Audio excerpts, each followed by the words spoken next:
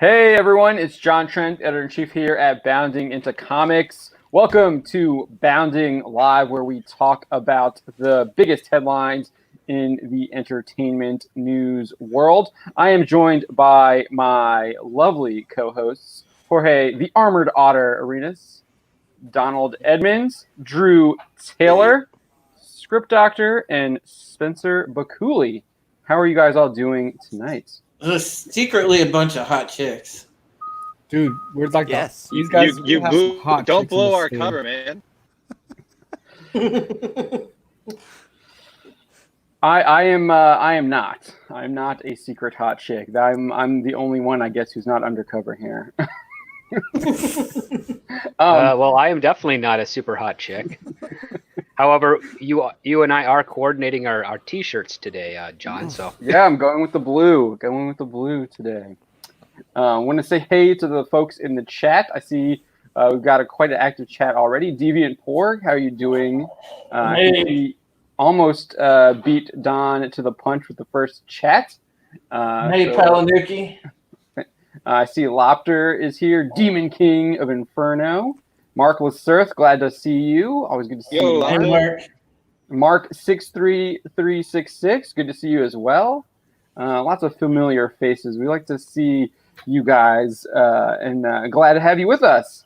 So, as we all kind of been doing for the past month or so, we're going to start off with what we have been enjoying, whether that is a book, comic book, novel, video game, a movie, TV show. And so, we're going to start with Jorge. What have you Alrighty. been enjoying this past week? Other than these curly fries, I've been enjoying Civilization 6 again. Jumped back into it because my DSL has been amazing, to say the least. Price to pay, living in God's country, but love it. And just playing a lot of Civ. Who's your go-to? My leader? go-to is definitely going to be Cleopatra. Cleopatra. Going Love me with the some Egyptians. Cleopatra. Oh my God. Well, there's a really good book I read a few years ago, and I recommend it to anyone. It's a biography about Cleopatra, and if anyone wants a good biography to read, I'm going to link it in the chat in a little bit once my hands aren't greasy.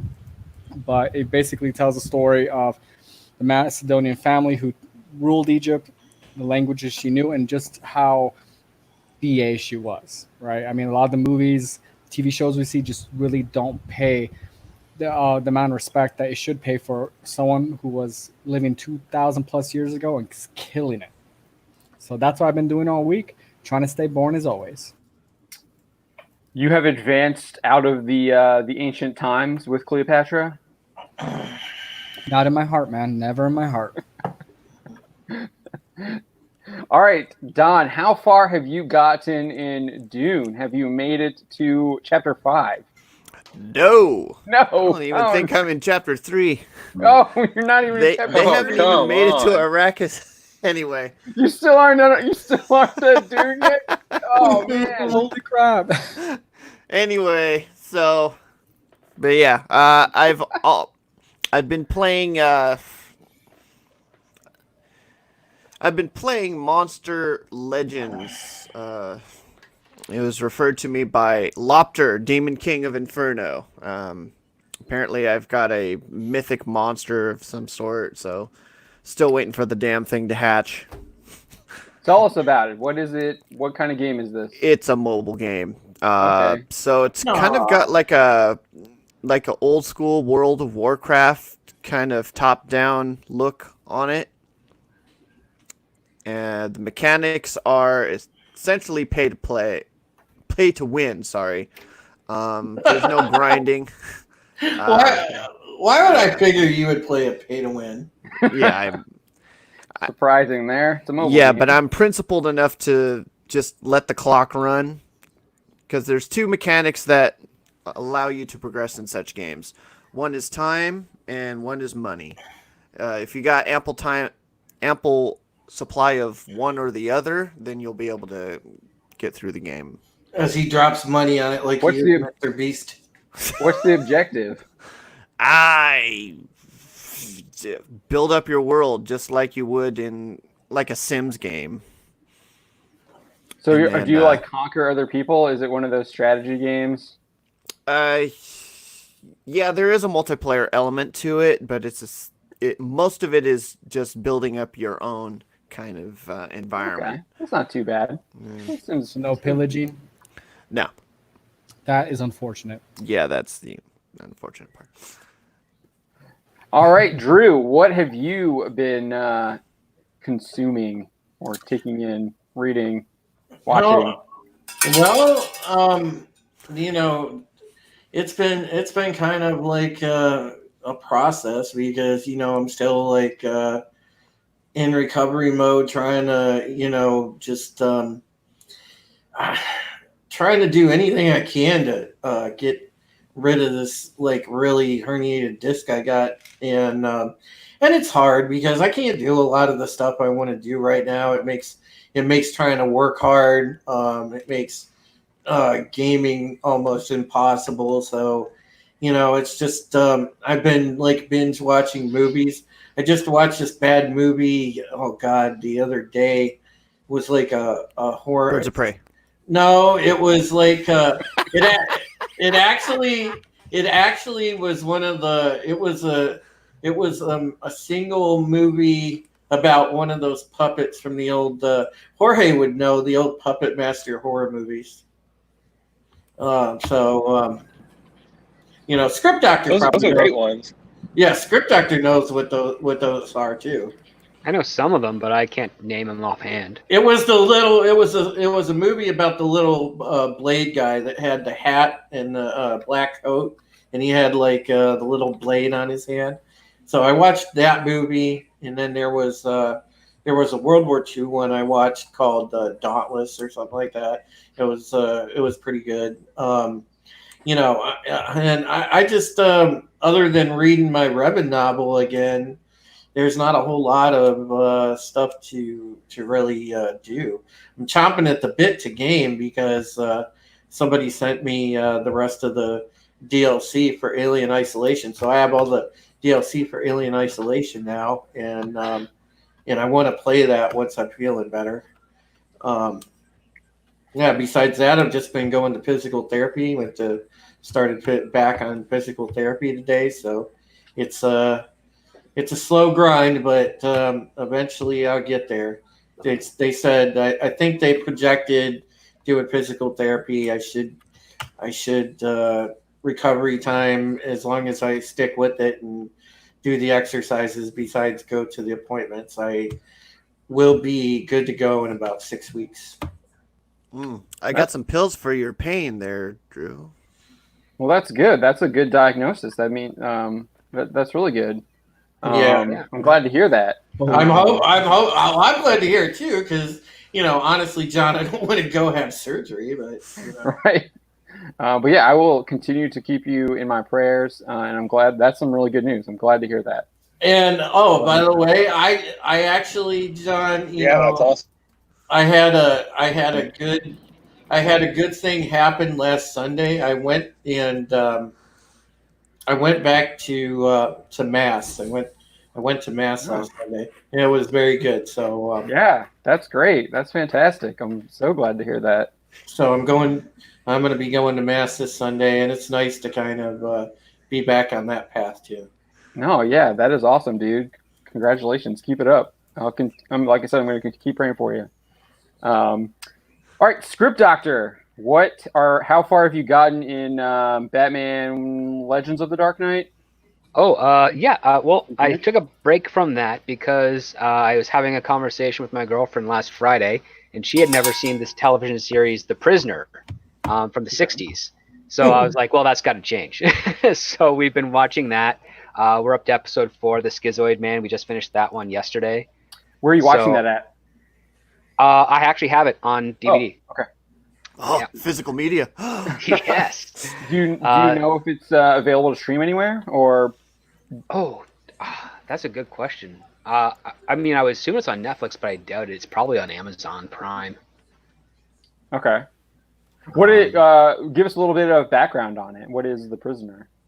So The Prisoner is just, they call it sci-fi, and it is kind of sci-fi, but it's more like spy and cat and mouse type of game. So this one character played by Patrick McGugan, I can't say his name. He used to be a spy. He resigned, and then he gets gassed and taken to. He wakes up in this village that he doesn't know where he is, and they assign him the number 6, and he ends up battling wits with number 2 because the entire concept is that they're trying to find out the reason why he resigned, and he's not going to tell them. So they put him through all these like mind games and manipulation stuff to try and get him to reveal that. At the same time, he's trying to escape, and there's a few hundred people in this village that are all other numbers, but some of them are felt prisoners like him. Others are part of the warden system, so you don't know what's going on. And every time number 2 fails, he's replaced with a new number 2. So it's never the same guy. It's a really trippy thing. They have this thing called the rovers, which are these giant ball kind of like white balloons that just track you and absorb you, and sometimes they can kill you. So yeah, it's pretty cool. It's pretty cool. She's digging it because it's kind of heady at first, but once that's good. I kind of like that. I mean, that's kind of you've been tuning in. That's something that we're kind of missing is the heady nature of shows anymore. So yeah. So I highly recommend it if you if you're also a fan of shows like Danger Man. It's the same actor who's in it. It's also kind of spy stuff, and there's possibly a connection to the 2 series, although no one officially agrees with that except for maybe one of the co-creators. But yeah, I check it out. It's a short series. It's only 17 episodes, and if you can find it on a streaming service, look for episode Arrival to start with, because it's not an official like part 1 or anything. It's the context episode. So okay, I think Mark 63366 said it was on Amazon. Yeah, he says here Amazon Prime has The Prisoner. Okay, Amazon Prime. Yeah, I have a name. I'm not a number. Yeah, I'm a person. That's what he says. John, I was gonna say real quick too. Just to let everybody know, I've been also during this time binging Agents of S.H.I.E.L.D. so far for this season, and I can confirm like it has gone pretty heavy on the woke. The dialogue is kind of cringy. I saw today that the new season is starting up, and I was genuinely surprised that show is still airing. I think it's 8 episodes in, isn't it? Yeah, it's 6 episodes in. 6 episodes, okay. And the premise is kind of cool, but like I said, they really inject the wokeness, and you could tell in the dialogue. I don't know who's writing these episodes, but man, the dialogue is some of it is so friggin' cringy. Cool. Can you quote any lines yet? Like enlighten us a little. Well, let's just say, I mean, there's a lot of veiled shots at Trump. There's a lot of course, references to the fact that not even president in the MCU. Yeah. And didn't they like leave the planet before the snap happened, so they didn't even know what's going on in the rest of the MCU? Yeah, there's just stuff like there's a lot of stuff about like they're doing like this sort of time travel arc. So there's a lot of stuff that's like how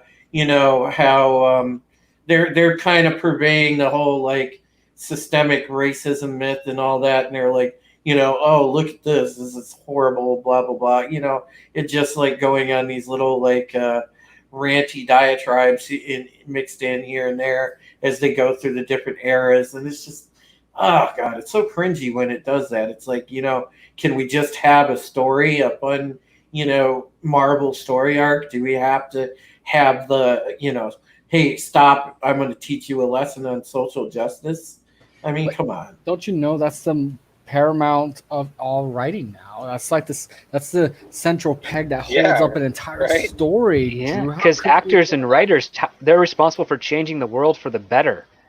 We'll get into this a little bit later. Yes. You guys are jumping ahead. We're excited. We'll get into that a little bit later when we talk about our good friend at Time Magazine. Oh boy! I just want to talk about how we got good a lot they of are. good friends tonight. Yeah.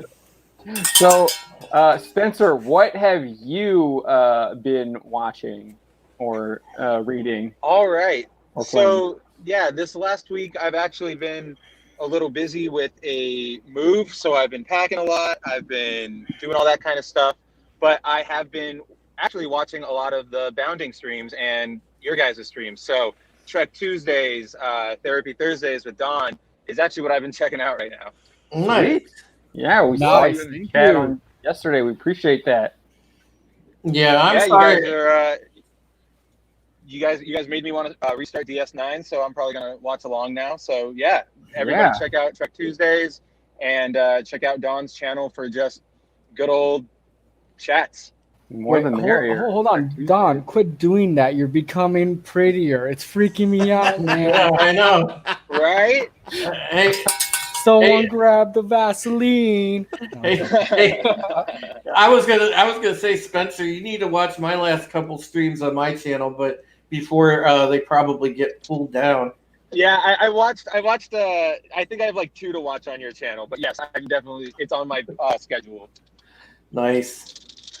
I did see that. I have to scroll back up here a little bit. Deviant Porg says that he has been, or she, I'm not sure. It's a he. It's my boy. Okay. I began the Ghostbusters 3 game. Opening us up to a So- lawsuit. So good. Was anyone else on here saying anything that I might have missed? Toxic Man Flu said, "Hey, I thought this was a Christian stream."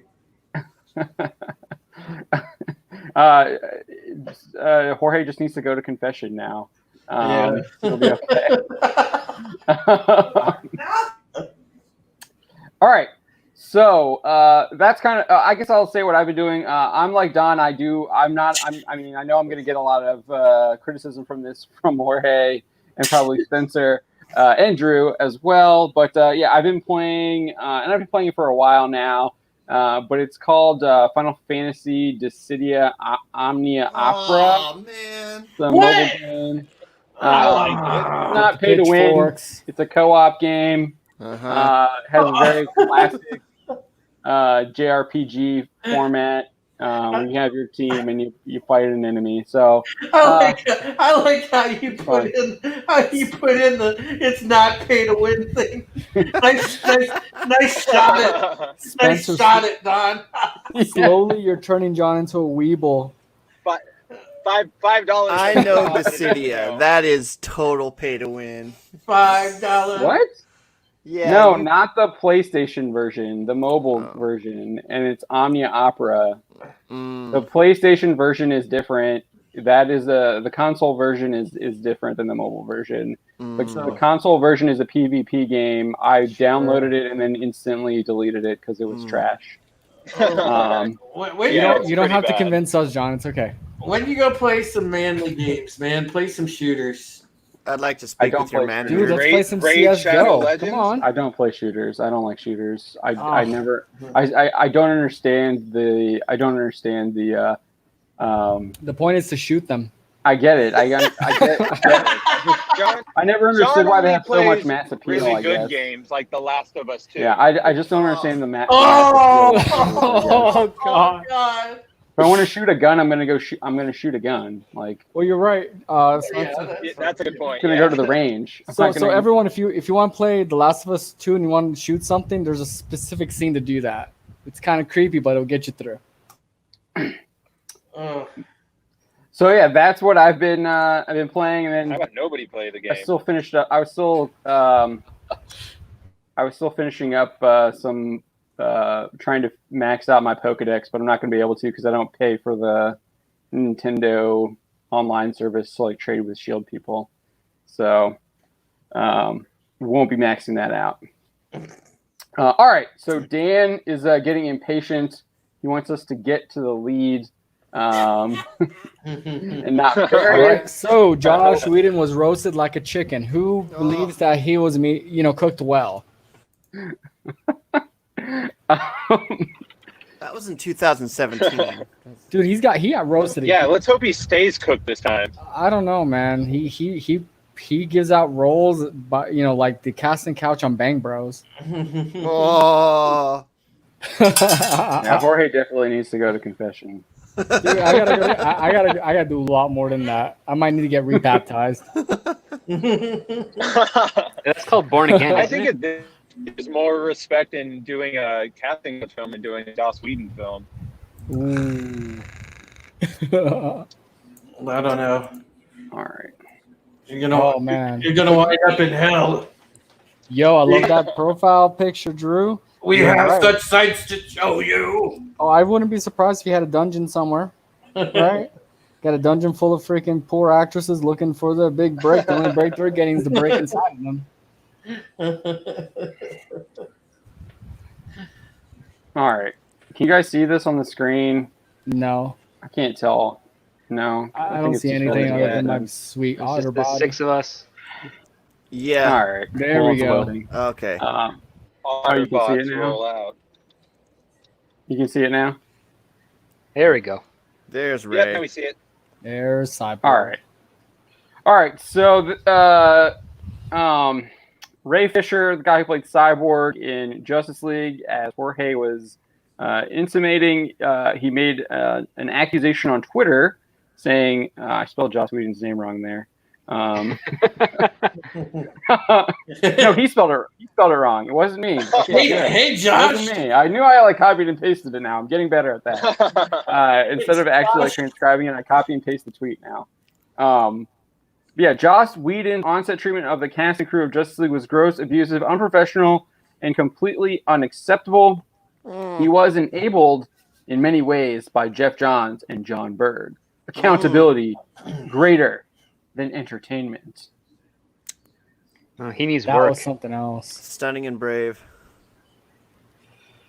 So yeah, he's coming out against Whedon. So what was interesting is like the day before he posted this on Instagram, which was a fan, I assume, asked him this question at San Diego Comic-Con. I'm guessing in when did Justice League come out? 2017? 2015, 2016. Yeah, so probably Yeah. 2016. 2016, whenever San Diego Comic-Con was before Justice League. He was asked a question, and he said, yeah, I mean, Joss is a great guy, and Zach picked a good person to clean up and finish up for him. And then Fisher, that's what he says in this clip. What's interesting is that he looks over to Momoa, after he says it. Yeah. So he's just like, he's almost like, can you back me up here, Momoa? He's or like, man, say I can't believe I'm saying this. Yeah, that's what it looks like in the clip. And now he's saying, I'd like to take a moment to forcefully retract every bit of this statement. So this is what he said 2 days ago, and then he tweeted out his accusations that Joss Whedon is an abuser. So Whedon has been accused of inappropriate behavior in the past. His ex-wife, Kai Cole, wrote a whole op-ed in the Wrap a couple years ago, basically saying he was using his position similar to Harvey Weinstein, and like he says here, she quotes him here that Whedon said, "When I was running Buffy, I was surrounded by beautiful, needy, aggressive young women. It felt like I had a disease, like something from a Greek myth. Suddenly, I am a powerful producer, and the world is laid out at my feet, and I can't touch it." But she says he did touch it. Oh yeah. And got Dollhouse. She goes on to say, Joss admitted that for the next decade and a half, he had multiple affairs and had a number of inappropriate emotional ones that he had with his actresses, coworkers, fans, and friends while he stayed married to me. And then later she says, he told her, I let myself love you. I stopped worrying about the contradiction. As a guilty man, I knew the only way to hide was to act as though I were righteous. And as a husband, I wanted to be with you like we had been. I lived 2 lives. But this right here is the money shots. I'm going to take a second now. Get the camera angle ready, boys. In many ways, I was the height of normal in this culture. This is Whedon telling this to his ex-wife, or his wife at the time. In many ways, I was the height of normal in this culture. We're taught to be providers and companions, and at the same time to conquer and acquire, specifically sexually. And I was pulling off both. God, he's Oh, Dude, it's so what such weird. an It's awesome so creepy. person. Ugh. Oh, that's like the So type of that's person what- I want in my house. So this wasn't all. So I'm gonna see if I can pull this up real quick. But Speaking of isn't pulling that off, like that's like total male feminist right there? Yeah. But Hangs out with Anita all the time. Jeez. so not only is Ray Fisher coming out, but we're getting some rumors as well. I think actually I don't think it's just rumors. So there's the Wonder Woman stunt double. She actually commented on Fisher's Instagram post when he captioned his. He took a picture of his tweet and posted on Instagram. And she commented on it, and basically was saying that yeah, he did the same to me too.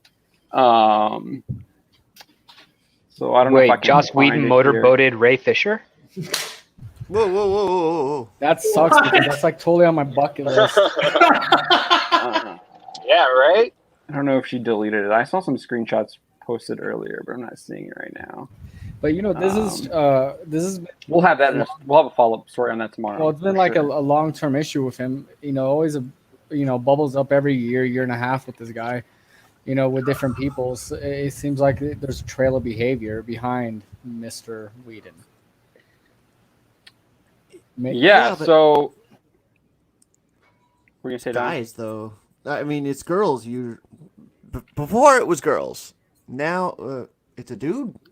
Well, I'm not sure he's like.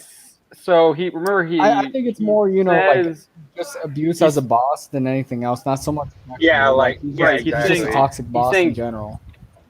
Yeah, the tweet says here, just Yeah, like a up tyrant. again on his Instagram here. Joss Whedon's on-set treatment of the cast and crew of Justice League was gross, abusive, unprofessional, and completely unacceptable. So this is different from what his like. So yes, we're showing the quotes from his wife. They're talking about a potentially different type of misconduct, if you want to call it that, not in a legal sense, but in more of like a marital, moral sense. And here it sounds like he's talking about from an actual professional stance as a director, and how he treated the cast and crew on Justice League. Well, what I'm getting from Ray's post, honestly, is that he just treated them like pieces of crap. Like he just got the job done and wrote him as hard as he could to finish the movie. And that's kind of the sense I'm getting. You know, we know that Whedon has an awesome history of making certain gendered people earn their lines. But in Ray's case, it seemed that he was just acting like a complete donkey to them and forcing them to work in an unethical way. Well, I also so would can like you- to can you remind people elaborate that on Ray that? Fisher is a very new actor. Like he has not done a lot. He has actually almost Oh, no. zero frame Yeah, of that's what I reference. was thinking too. So you when the elaborate? director's Talking yelling about at him Jorge, to do a line or something, that's not abusive. That's him trying to get a performance out of an actor, and he's probably treating Ray like an actor, even though he's technically not really. I mean, he's done stuff, but he's still very, very green as an actor. And let's be honest. Like if you really want to point at anyone, if Ray Fisher wanted real abuse, he would have worked. He would have been born a couple decades earlier and worked under Francis Ford Coppola, who's notorious perfectionist and really rode his actors into the ground. Making them reshoot a scene that, for weeks on end until he got the exact shot he wanted. So I think you're right, script doctor. Maybe some of that inexperience in the industry probably played into that comment. I wouldn't be I surprised. just want to. yeah. I do want to go back. What were you alluding to earlier, Jorge? Can you give me some specifics? Because I'm not What fully did I up to say? date on what you're talking about. I'm You were sorry. saying he's known for having certain types of actor behaving a certain way towards certain types of actors. Oh no, just his sexual predilections, right, with female actors. okay. And generally, when people are like that, with that sort of, when people abuse their power in one way, they are more likely to abuse their power in other avenues as well. It's rarely kept in one box, right? So it's those type of people tend to have a thing for power more than anything else, and that's where they receive their pleasure, or their where they feel they're self-satisfied. So I think that's where some of that's coming from. He's been in the industry long. He's has a history, shooting out hits. People give him a lot of leeway because he has that track record. So maybe, and this is speculation, of course, producers and other folks who normally, are there to kind of rein in the director and make sure they're behaving correctly might give him a little bit more on the chain to act like a donkey. Okay. I'm trying to So self-censor. you're kind of so you're basically referencing Kai Cole's accusations about his behavior. Well, well, not only her accusations, but I know Dushku also came out with some pretty strong accusations, some strong statements, not even accusations, but statements as well. And there have been a couple other actresses too. So again, he's got a history of abusing, his position and power. So it wouldn't be surprised for me if is someone who's worked with people in different industries. Once you have someone in a managerial position or position, above other people, if they abuse their power one way, it tends to leak out in other avenues in their career. Okay.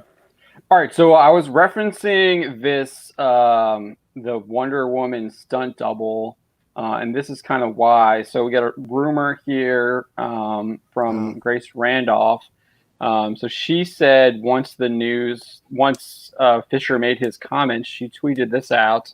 I doubt we'll ever get specifics from Ray Fisher regarding Joss Whedon, but here's one. I was the first to report Gal Gadot didn't want to film this scene, so Whedon did it with a stunt double. That's why you can't see her face. And I think this is the Flash landing on her. Yep. He did the same thing in Avengers: Age of Ultron with Mark Ruffalo and Scarlett Johansson. Yeah, and this is what you're referencing script, the motorboating. Yep. That seems like a Whedon-esque thing. It is. It's a stupid, silly, 16-year-old boy Whedon-esque thing, which Whedon is. He's stuck as a 16-year-old. And it's funny, you can see this even in Buffy. I think there was an episode in Buffy way back in the day where something very similar happened between the character of Xander and Buffy. I don't remember I don't remember the exact episode, but this is something he's done in most of his. So it's almost like a signature. It's like a Whedon signature. I wouldn't call it a signature, but you can definitely find it and be like, "Oh, Whedon did it." Special move. Yeah, it's one of his combo breakers. Yeah, it only works in anime. Sorry, dude. Well, yeah, because that's where everyone should be watching, so they can get cultured. Yeah. So the what I was saying was the stunt double here also responded to Fisher's Instagram post. Let me see if I can find that so we can see that. I know we're gonna have it up on the website tomorrow. But while you're doing that, isn't that kind of funny that Ezra Miller almost had a lady in Iceland in a similar position a couple months ago? So kind of prophetic, God. Right? Yeah, it was prophetic. Yeah. But that's the other thing too. I'd be happy to listen to what Ray Fisher has to say if you just cite one example that he witnessed, because right now he's kind of bending into the narrative that we already kind of know. He's not telling us anything any new. Yeah, and he's being too coy. And is it abuse that he physically or emotionally received, or is it something that he just witnessed that he didn't agree with? There's important reason here, because I'm happy to have people look closer at Joss Whedon and hold him up as an example of what not to do in Hollywood as a professional, and in some cases as a creative, because some of his stuff is kind of trash in my opinion. But I really don't want to just lambast him on conjecture. I prefer to have something legit, and I prefer that to be reported to the Directors Guild, and if it is something that's a violation of actual people's rights, then to the police, because I agree. Otherwise, I just don't care. Well, you're right, because these people waiting for an opportune time to release this sort of information is pretty bull crap, right? I mean, it needs to go through the right channels and expose the way you described it with plenty of detail, because these sort of innuendo, you're leaving some innuendo in there for us to kind of speculate this way, leaves Fisher in a very safe spot.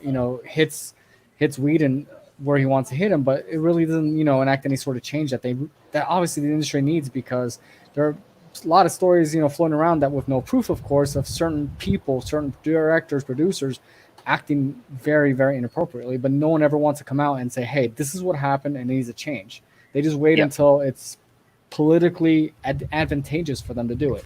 And it's not only that, Ray Fisher hasn't worked in over 2 years as an actor. Because this Risa Snyder Cut thing, that's going to be the first time he's going to see a paycheck for an acting job in over 2 years.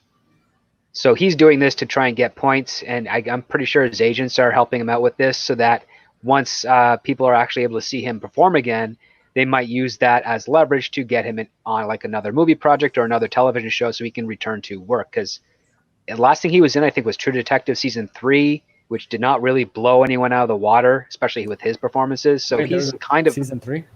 yeah, I know, Oh right? crap, that sucks. So I'm telling you, like, I think this is strategically done to keep him in the conversation so that he can get a new project so he can go back to And that was working kind of what because I he was hasn't done anything in 2 years because he's not really an actor. He's just a good-looking guy with some muscles who was selected to be Cyborg. And you know what, that was kind of what I was alluding to too as well. Felt these very carefully placed accusations at the right times feel very unnatural. And I know, Mark, you're saying isn't complaining on Twitter the proper channels nowadays. Yeah, I know it's 2020. Yeah. We haven't hit the undead yet, so it's not all the way there. Yeah, but we've been reporting on this stuff all week where Yep. all these celebrities go to Twitter, try to call someone out without any evidence, like Yep. Angry Joe, that chick Mhm. just trying to Me Yep. Too him. Well, yeah, like the thing is this. Justin All the Bieber. Twitch thoughts. Well, yeah, they come out and and I posted a thing on Twitter about it. And I said, look, the court of public opinion is not a real court. You can't Right. just indict somebody in the court of public opinion because that doesn't fly. There is such a thing as due process. I'll Exactly. disagree with you on that. I mean, yes, there is due process, but we've seen it time and time again that the court of public opinion is real. It does exist, and it does take numbers. Yeah. No, you're right. It does exist, but is it the has real proper? effect on the industries? Yeah, Sorry, but no. it's not right. Yeah, it Oh, I'm sucks. not saying it's not right. I'm just saying that it's there. Nobody's Yeah. saying it's right. Yeah. I'm not saying it's right, but I'm saying that it does exist. It is there, and it does take sure. people's heads. Yeah, of course. No, it does. It It costs also negatively impacts or affects a possible trial if these things were to go to trial, because you want to have a jury of your peers that are not influenced by nonsensical information, and just to focus on the facts presented at hand from the defense and the prosecution. That can't be the case when you have social media kind of tainting the perspective, as it would, because of this. And you're Court of absolutely public right, opinion. Script Doctor. The point is, you want the rule of law to judge all of this, and that's exactly what happens. They present the case, they present the statutes that were broken or whatever have you, and then that's when they you go forward. But this sort of character assassination via social media, don't get me wrong, I don't personally like the man myself, but the way I see it is I wouldn't want it to happen to me either. And even though people like him would love for people like us to be character assassinated and have the mobs after us, we're better than that. Which he's made abundantly clear by Taking calling the high for road, people yeah. to be banned Yeah. from Twitter.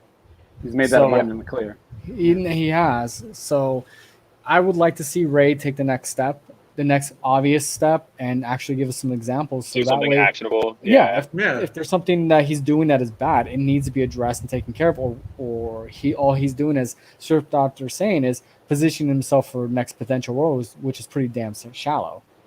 I mean, it's shallow, but it's basically what Hollywood has been doing in this what do you want to call it, quote unquote moment. I mean, Really you're seeing long so moment, many. too. Jeez.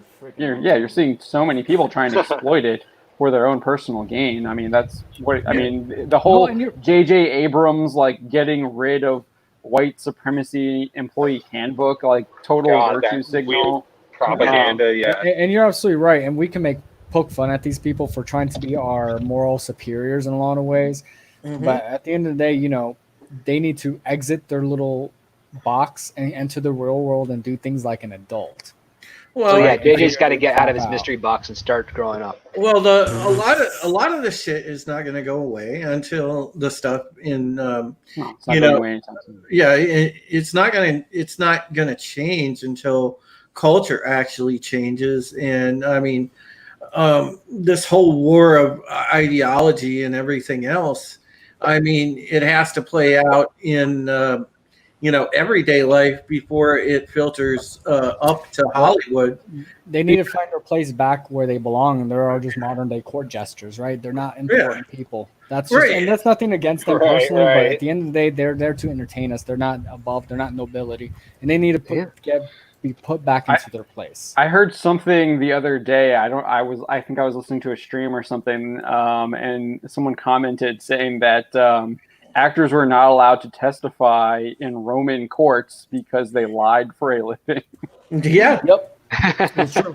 The court system in Rome, even though it's very primitive and not as complex as ours, did not allow for certain professions such as actors, and I believe even politicians weren't allowed to testify and be on juries because of their ability to speak and sway non-truths. Oh, very interesting. I didn't know that. I love Roman history. It's a very unhealthy obsession for me. I did want to address this comment I saw here. So Mark 63366 says it's gonna take forever to show up, but he says, I like the Quartering's opinion on this. Don't do it unless you got the receipts in the post. So I haven't seen what the Quartering says, so I'm just gonna go off. I trust Mark, and this is going to be a perfect example. I trust Mark here on that's what is the Quartering's opinion, even though I haven't said it, and that's the point that I want to make. It doesn't matter if you have receipts. It's the level of trust that you have with people and how much you can influence them. So the receipts don't matter. We've seen this. We've seen this through over the past couple of years. You can just spread a lie and keep repeating that lie and convince people that lie is true. And then even when you have statistics that rebut that lie, it doesn't matter because people think you're lying with those statistics because they have put so much trust in the lie already and believing it's true. Well, not only in this case, but you also have to be very careful. If there needs to be evidence, if you're going to make an accusation against anyone, period, right? I mean, I don't know if you guys all heard about this week, but the Beaver, right? The Justin Bieber ended up suing someone because they accused him of sexual assault. Yeah, taking him to and not only did he deny it, but he dropped a bomb, a $20 million lawsuit because of that. You can't accuse Justin Bieber, that kid singer. Justin Bieber. Yeah, he's got that point. Bieber. I was like, Bieber. You leave my list alone. But no, I mean, stuff like that needs to happen more often because you're seeing people being accused of things, very heinous things, and whether it's true, that is not the point because we'll never know. None of us in this chat, none of us in the stream thankfully weren't the ones holding the towel to dry him off. Instead, there needs to be actual evidence to point out this is behavior that I'm claiming. Here's the evidence behind the behavior, and there needs to be a correction to this behavior, whatever that may be, right? Instead of lobbing rumors or accusations via social media, because that is something a 14-year-old TikToker would do. And last time I checked, that's not an aspiration I personally have. I want to be an otter. All right, so a photo on the screen. Caitlin Burles is the Wonder Woman stunt double. I was looking at the wrong Instagram post. It was the one with the video where she responded. She liked it, and then she said, LOL, same, basically saying that she was retracting. She wants to retract any praise she had for Whedon as well. So she wasn't accusing him of the abuse or mistreatment, just at least agreeing with this idea that she doesn't respect Whedon or doesn't have any praise for him. And that's great because guess what? Saval, I believe was her name. Oh my God, I can never remember her name from The Shining. You guys know who I'm talking about. The lead, the female lead. Shelley Duvall. Thank you so much. She had nothing but hate and venom when it came to Francis Ford Coppola because of the way he treated the crew and especially the actors. Kubrick. Kubrick, thank you. My God, yeah. I am drinking too much. But that's okay. Thank you. But the fact of the matter is, Kubrick has always had a reputation for that sort of behavior when it came to expecting that sort of perfection in his actors and actresses, right? And my concern is that might be exactly what's happening here. As Script Doctor said at the very beginning of all this, Whedon might just be a hard ass. He's a lot of things, but maybe he's just an untalented hard ass. I want to Script is saying that he thinks it's a move for Fisher to position for a role. I think that might be part of it.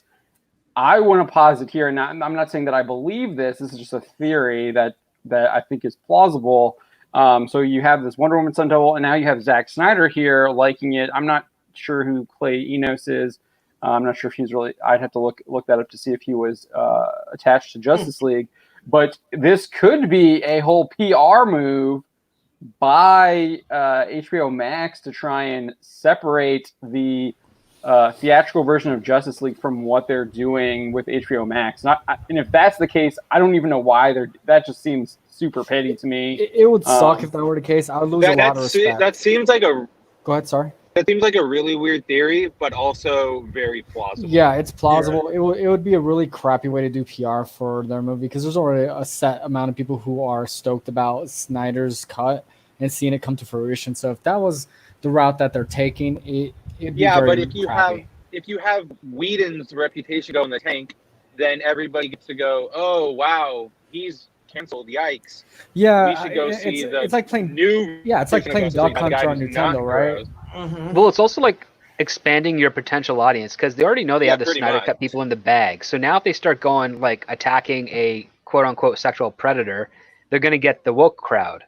Yeah, they'll get the woke crowd with the Duke. I totally get it. And we all know that they buy products in the thousandfold. So this is more like tens. This is another person with the Batman. I guess they were a stuntman for Batman.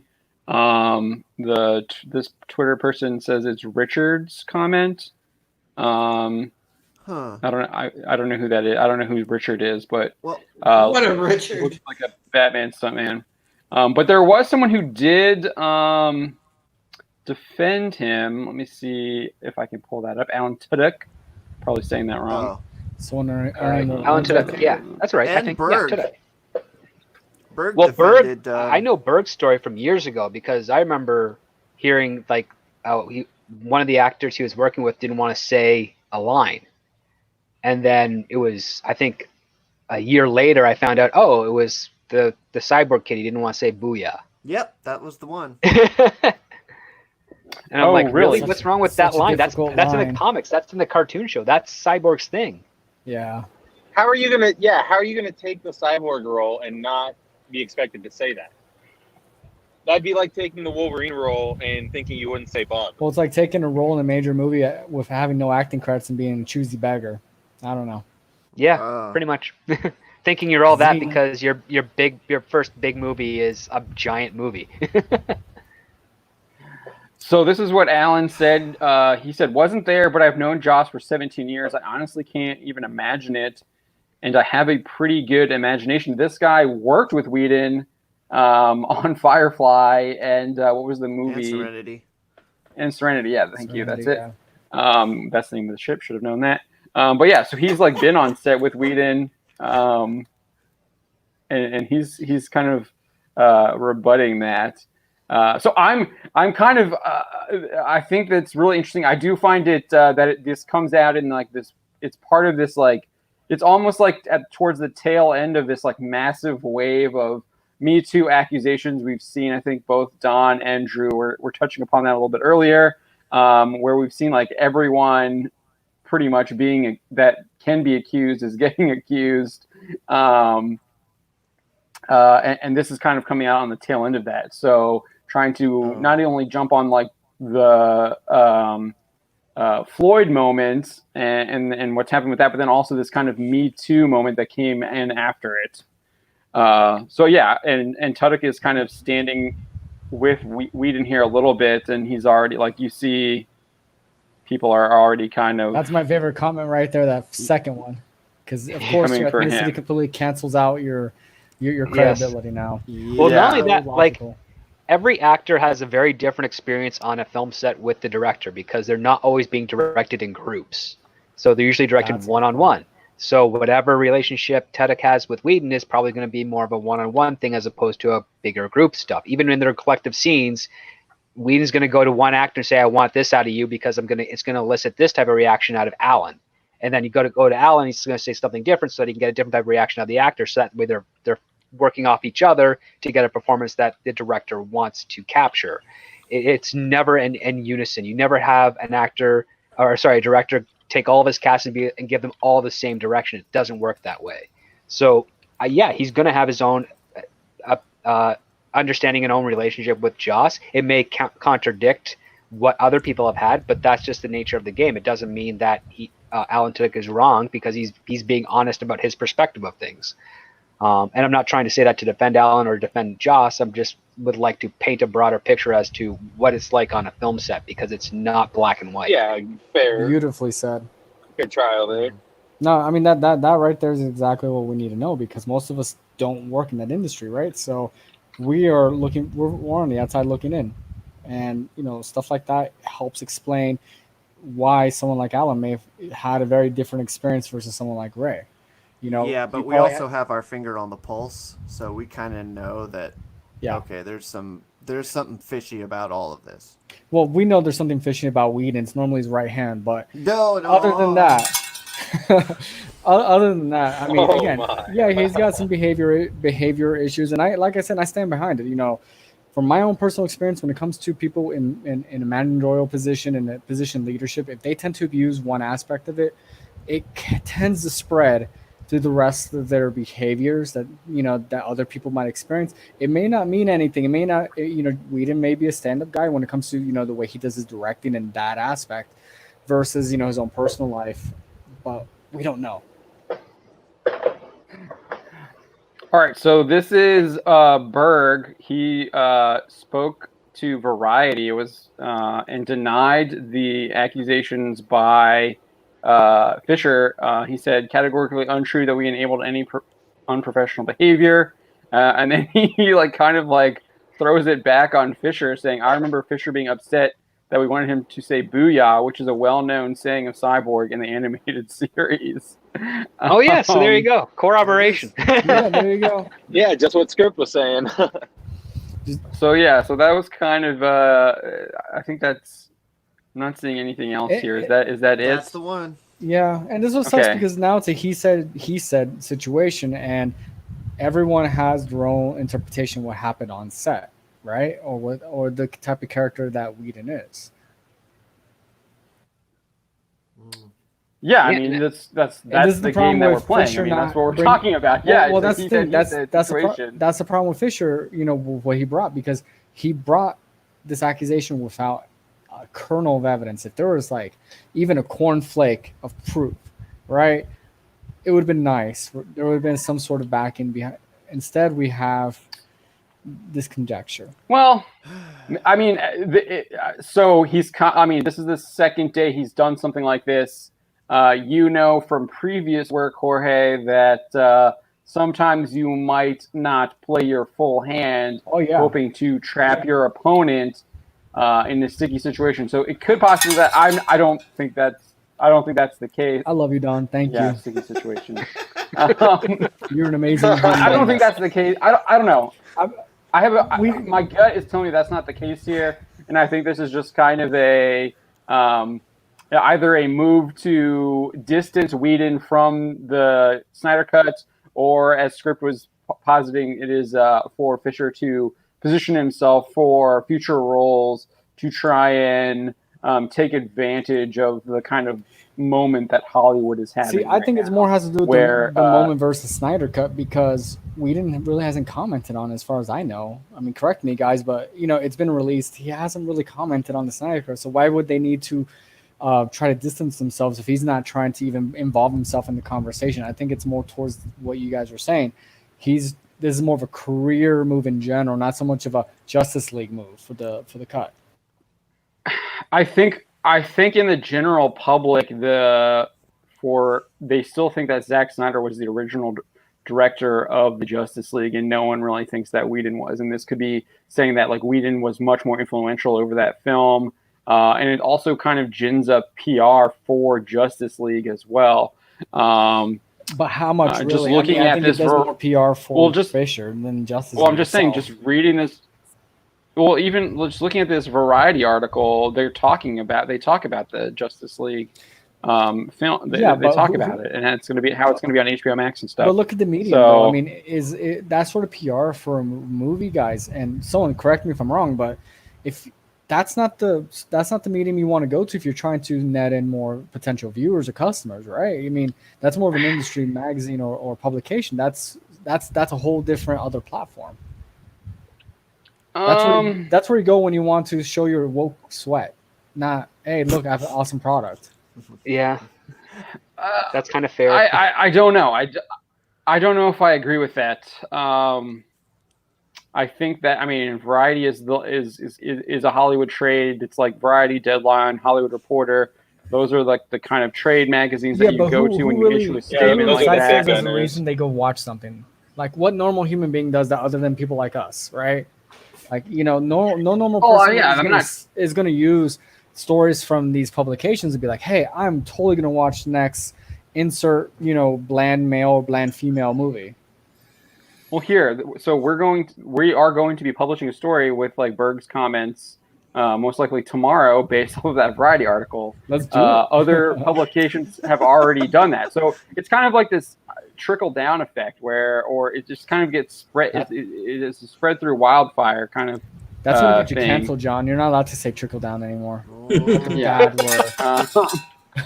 But it also was that was like the dominant conversation. It was a trending topic on Twitter as well. So yeah, it gets out there. It gets the word out there, and there is this idea in marketing that like negative PR is still PR. Those are stupid marketers, though. Yeah, I agree. Well, so I do think there's some validity to that theory in the short term. I think it's a horrible strategy in the long term. As I think we're seeing with a lot of our competitors. Yep. So, but yeah, course, no. You and I have background in that sort of in marketing in general, right? In our past lives, and you and I both know that's just a really stupid short-term route to go, especially when it's a product like this, right? This is not how you do a slow build-up or a slow burn is what you're looking for when you're trying to penetrate deeper than the first 2 layers of people's minds. Thank you, Don. You are an angel, sir. You're gonna become a saint. I can't wait to buy your candle. I hope I become immortal just so I can burn your candle. so yeah, Santa Donna. I guess just to like kind of wrap this up, this is just another case. It just happens to be on a bigger profile of just someone kind of just throwing an accusation out there, zero evidence.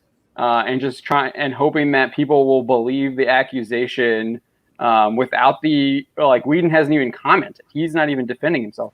Berg seems to. The dude's like is bulletproof. I mean, unless someone actually comes with some real evidence, he's not going to get Weinsteined. Someone needs to come out with some real evidence, like they did with Harvey Weinstein, because that dude was bulletproof for 20+ years. Dude, and was he needs to come out with the blue dress. Oh my God. I don't know. I don't think. I think if he made him cosplay as gender bent Cyborg, I would be horrified and intrigued at the same time. I don't think there's anyone that's bulletproof in Hollywood. I mean, Script talks about this all the time. Weinstein was taken down. But if we're going to examine that, the only reason these people go down is because they get hit at the right time. Generally, a lot of these people are bulletproof. I mean, look at Roman Polanski. He still gets gigs. He still gets awards. And we all know what he did back in the 70s. And sure as heck wasn't wholesome, right? Yeah, he's also not allowed on American soil, so that he has to work in Europe. Like, that's the other part. But again, he's insulated. A lot of these people are insulated. I remember Chris Hardwick. I mean, a lot of these people are insulated because of that industry. And it's only at very opportune times with evidence, because when the conversation with Weinstein started, it really didn't snowball until the video of the one journalist was Ronan Farrow got it. Yeah, that's when it really snowballed, right? That's when it actually became something. But before then, it was just conjecture. It was just articles. It was just people talking about it. It really was not going to go anywhere because people did kind of talk about it. And that's when people became Billy Badass. Look at me. I'm Brad Pitt. I told him I was going to give him a Missouri beating if he ever touched my girlfriend again. Well, dude, what the heck were you doing when he actually did it? Instead of just doing that, why the hell didn't you work? Why did you still work with his company?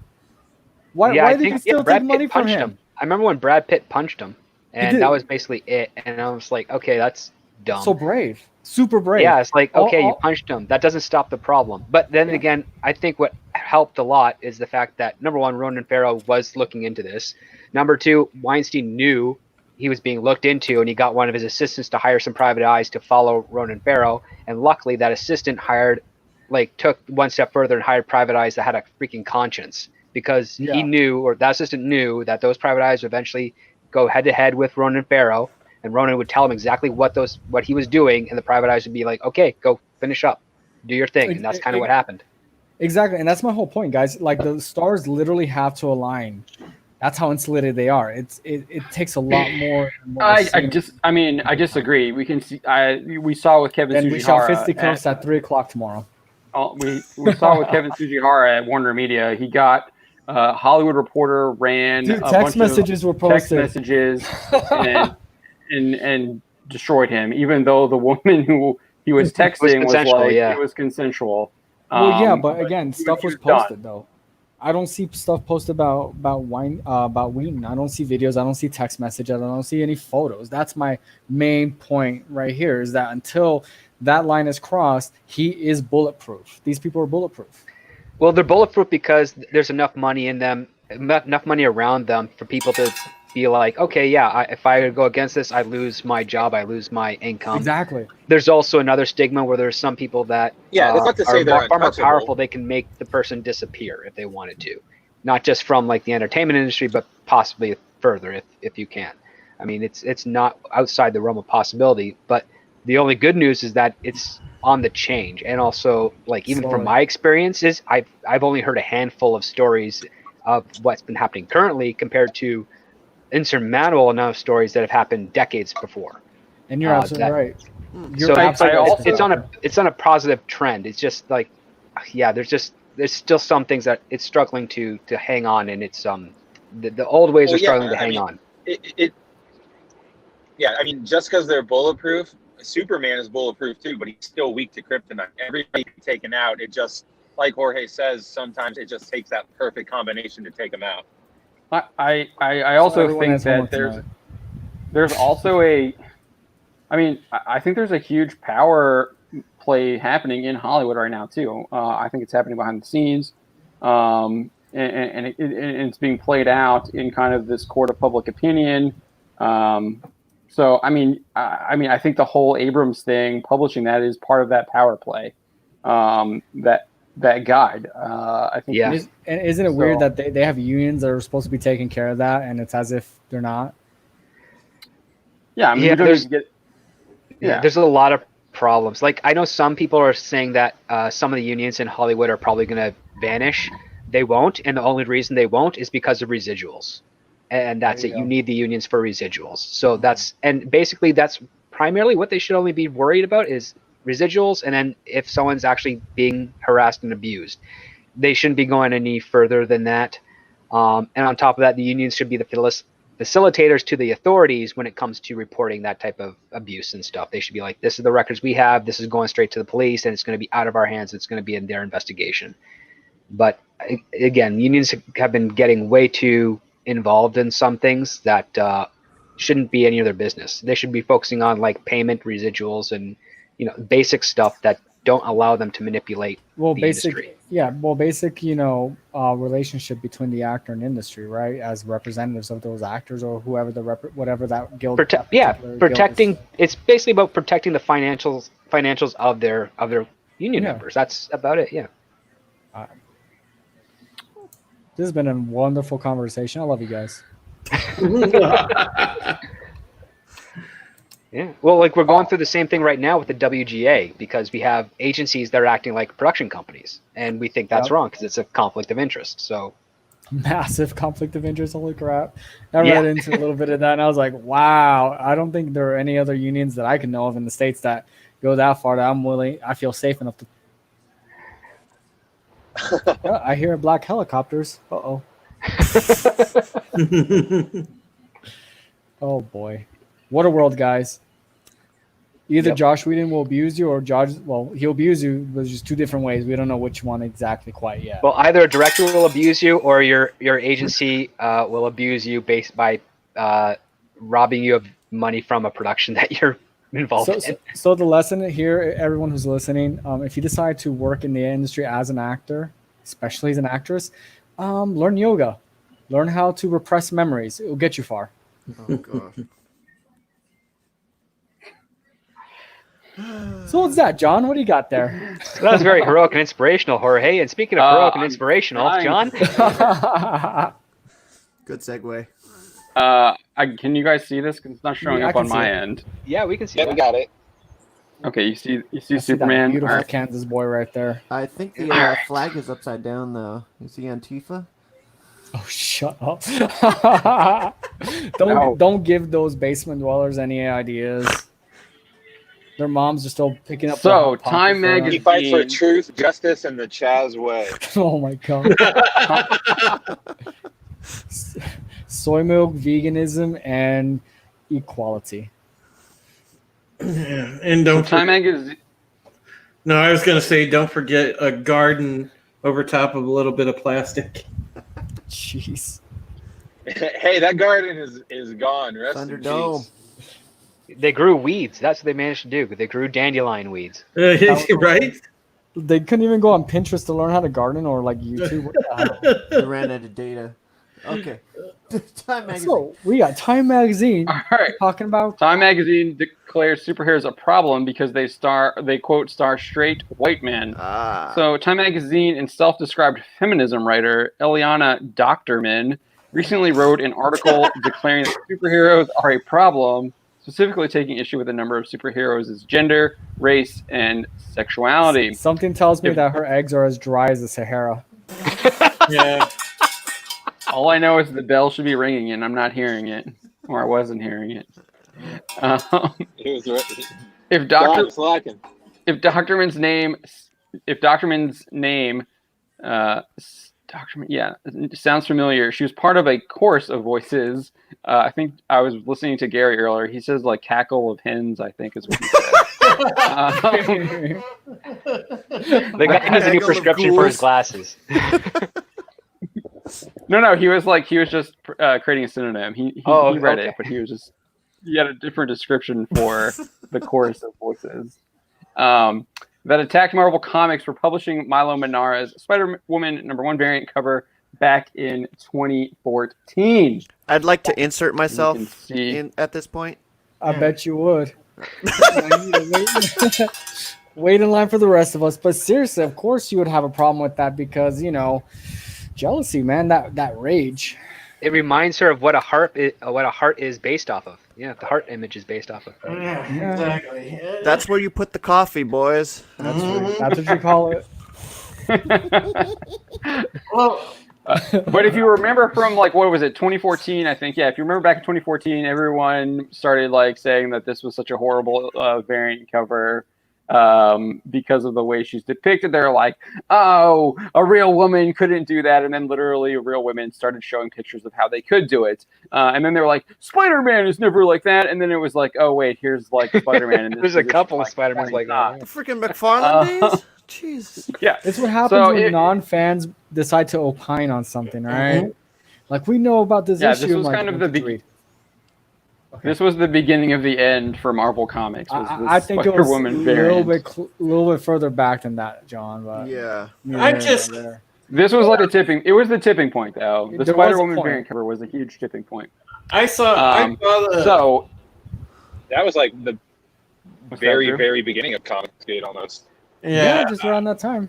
Yeah, I saw this Time Magazine article. I was really pissed off. I had a whole rant built up about that. Well, let's get to it here. So, in her article titled "We're Re-Examining How We Portray Cops on Screen," now it's time to talk about superheroes. She Like, do they declares hate that fun? superheroes are a problem because they are, quote, cops with capes. Oh yeah. How perceptive of her. Wow. Keep her away from a Yeah. freaking calculus book because it looks like she might get through it. You mean? all women. Yeah, right. Wow. So wait a minute, you're telling me that superheroes are a symbol for goodness and justice and making sure that bad guys are put away. Hold up, I got my PhD dissertation. I'll be right back, guys. Don't worry, we'll superheroes get should to be that. lecturers now. We'll get to that. freaking We'll get to tool. what she actually thinks superheroes are here. So It's by a crazy. tool. This makes me want to eat my neighbors. Don't worry, if stuff keeps going the way it is, we might be eating our neighbors soon enough. I do not want to live in the world where Drew Barrymore is eating me or eating anyone. No, thank you. I'll live there. I would watch that video. Dr. begins her article implying there's something wrong with police officers and notes the knee-jerk reaction in Hollywood to violent Black Lives Matter rioters and looters who are demanding police forces across the country be defunded and dismantled. She cites that Hollywood has canned cops and live PD, and that shows like Law and Order SVU and Paw Patrol have also come under fire. Rolling Stone ran a whole op-ed demanding that Olivia Benson be canceled because she is a New York Police Department officer. Do you realize how I'm still angry Cops is gone. That was the best show on TV. Me too. Do they realize that actually, like, the character of Olivia Benson and Mariska Hargitay herself has, like, actually helped? No, because fiction is reality. No, it's in the article that I wrote They've a couple actually weeks ago. She cites the fact that whatever her damn name is. Mariska Sorry. Hargitay. Yeah, what you said, awesome Hargitay. female Dawn right now. Isn't a wonderful person actually goes out there and puts the money where the mouth is when it comes to issues, and they're like, well, still screw her over because I don't like cops. Yeah. I mean, the depth of that logic is so deep I might drown. Mariska Hargitay she's raised a ton of money for like real life causes for not only raise money, but has a foundation specifically to help people who've been sexually exploited and victims of domestic violence, and that's an important issue for me. That is one of my top issues, and the fact that I may not personally agree with the lady, but she's actually putting effort and resources behind it. More power to her, and for that, Stone chica that go all half retarded and decide to try to cancel her just shows how much of a piece of crap she is. Yeah, this Someone lady, buy her Hadachi, maybe she'll loosen up. This lady that wrote this Time article, I mean, it pisses me off because she's in the cult that is trying this is an attack on America, folks. All right, I guarantee she's probably a founder of that cult. The way she's attacking Superman and other superheroes, because God forbid that they actually try to do the right thing and give us an ideal of a world with justice being dispensed, and that's part of what they're attacking right now. Well, they believe that they need to deconstruct everything down to its more primal core, and they're so nihilistic in their own worldview that superheroes become problematic. You're right, because the social justice thing in itself is a construct. It's a garbage construct. It's pretty much it's bullshit. The same thing as they go with this systemic racism garbage. There's no such thing. The damn the way that America started is completely different from the way that that all these snake oil peddlers are portraying it. It goes back to that way. Well, it goes kind of back to our conversation about Ray Fisher. This is just a person who took this particular opportunity at this right moment to try to push their own agenda, and in this, and where it could have been Ray with Whedon. And here it's with superheroes and the ideal of a superhero, because they want to completely remove it from the public imagination. Because God forbid if everything's red, white, and blue, or and for neighbors up north, well, it's more because they value go ahead. Sorry. Oh, I was just saying, it's more because they value oppression over anything else. So when you see these hopeful, inspirational superheroes or stories that, they're not always the brightest and cheeriest things. Sometimes they are a little darker, a little more mature. But if you give this, they want to erase it from the popular culture, because they don't want you looking up to hope. They want you to be oppressed. They want you to constantly be thinking you're oppressed so they can retain this weird power they have. Yes, and they want to take away role models, and it's stupid. I'm sick of it. My dad didn't fight in my goodness, 30-year career, fought in 4 different conflicts. He's buried in Arlington, and Christ's sake, I'm sick and tired of these people trying to attack America and blow up everything that is dear to me and to what my father stood for and everything else. I'm sick of it. I'm totally with you. I'm behind you on that. It is bull crap that they're literally trying to wipe their collective stink on what what this country and what other countries in general stand for, because these superheroes are international.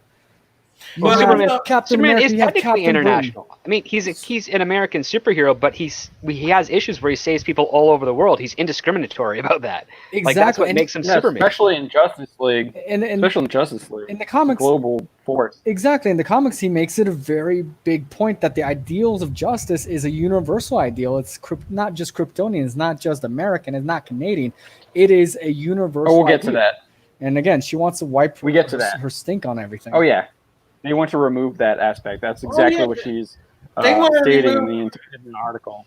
They want to remove Western ideals, period. They want to take down every major country that has Western ideals. Hell, they're trying to do it with Canada, too. It's not just Western ideals. It's the ideals of the hero. Look at what they're trying to do with anime, right? Thankfully, the Japanese are super, red-pilled, and they're like, nah, we'll just Yakuza you instead, right? They don't put up with that crap generally, thank God. But here in the West, we're so impotent, we don't do anything. Yeah, Spencer's. I wasn't able to look at it. I've got an article in the work for that. I can't wait to read that. About that. So look for that. I'm looking forward to that. Then. But no, I mean, it really upsets me, and it's funny. I used to sit here, and I was a pretty good boy on Twitter. I sat on the fence. I didn't come pick a side one way or the other. But I'll tell you what. Boy, that changed, man, probably about a good 10, 12 days ago. I just been, I just mushroom stamped it. Yeah, I've seen you. Yeah. You know what really sucks about this? Comics, superheroes were one of the first places where you saw true integration between races in their stories, where you saw Black superheroes, Native American, Indian superheroes, Chinese superheroes come to the limelight and actually have legions of fans that weren't of those particular races. The fans were white, black, and all other colors. You saw it in comics before you saw it in generally any other medium in entertainment, and then she wants to take a complete shot on it because obviously she doesn't know what the heck she's talking about. Probably hasn't even opened the book or even taken the time to go through Wikipedia. Yeah, so she definitely doesn't. I don't even think she reads comics, so we'll get to that here. And I think so. After read, of course she does. After spending the first two paragraphs of her article demonizing police, you think Aleda Doctorman is a fake name? I think so. Yeah, because it's just she's on Muckrack. It's a psyop. Yeah, it's like someone saying their name is Script Doctor. Yeah, exactly. She's probably if you can look her up on Muckrack. She's published pretty in Time and elsewhere. I don't know. She needs a ball gag, is what she needs. Jesus Christ. She needs more than that. After spending the first two paragraphs of her article demonizing police, Doctorman then makes the comparison to superheroes. She writes, "But as we engage in this long overdue conversation about law enforcement, it's high time we also talk about the most popular characters in film, the ones who decide the parameters of justice and often enact them with violence. Superheroes. They don't enact the parameters of justice with violence. They enforce.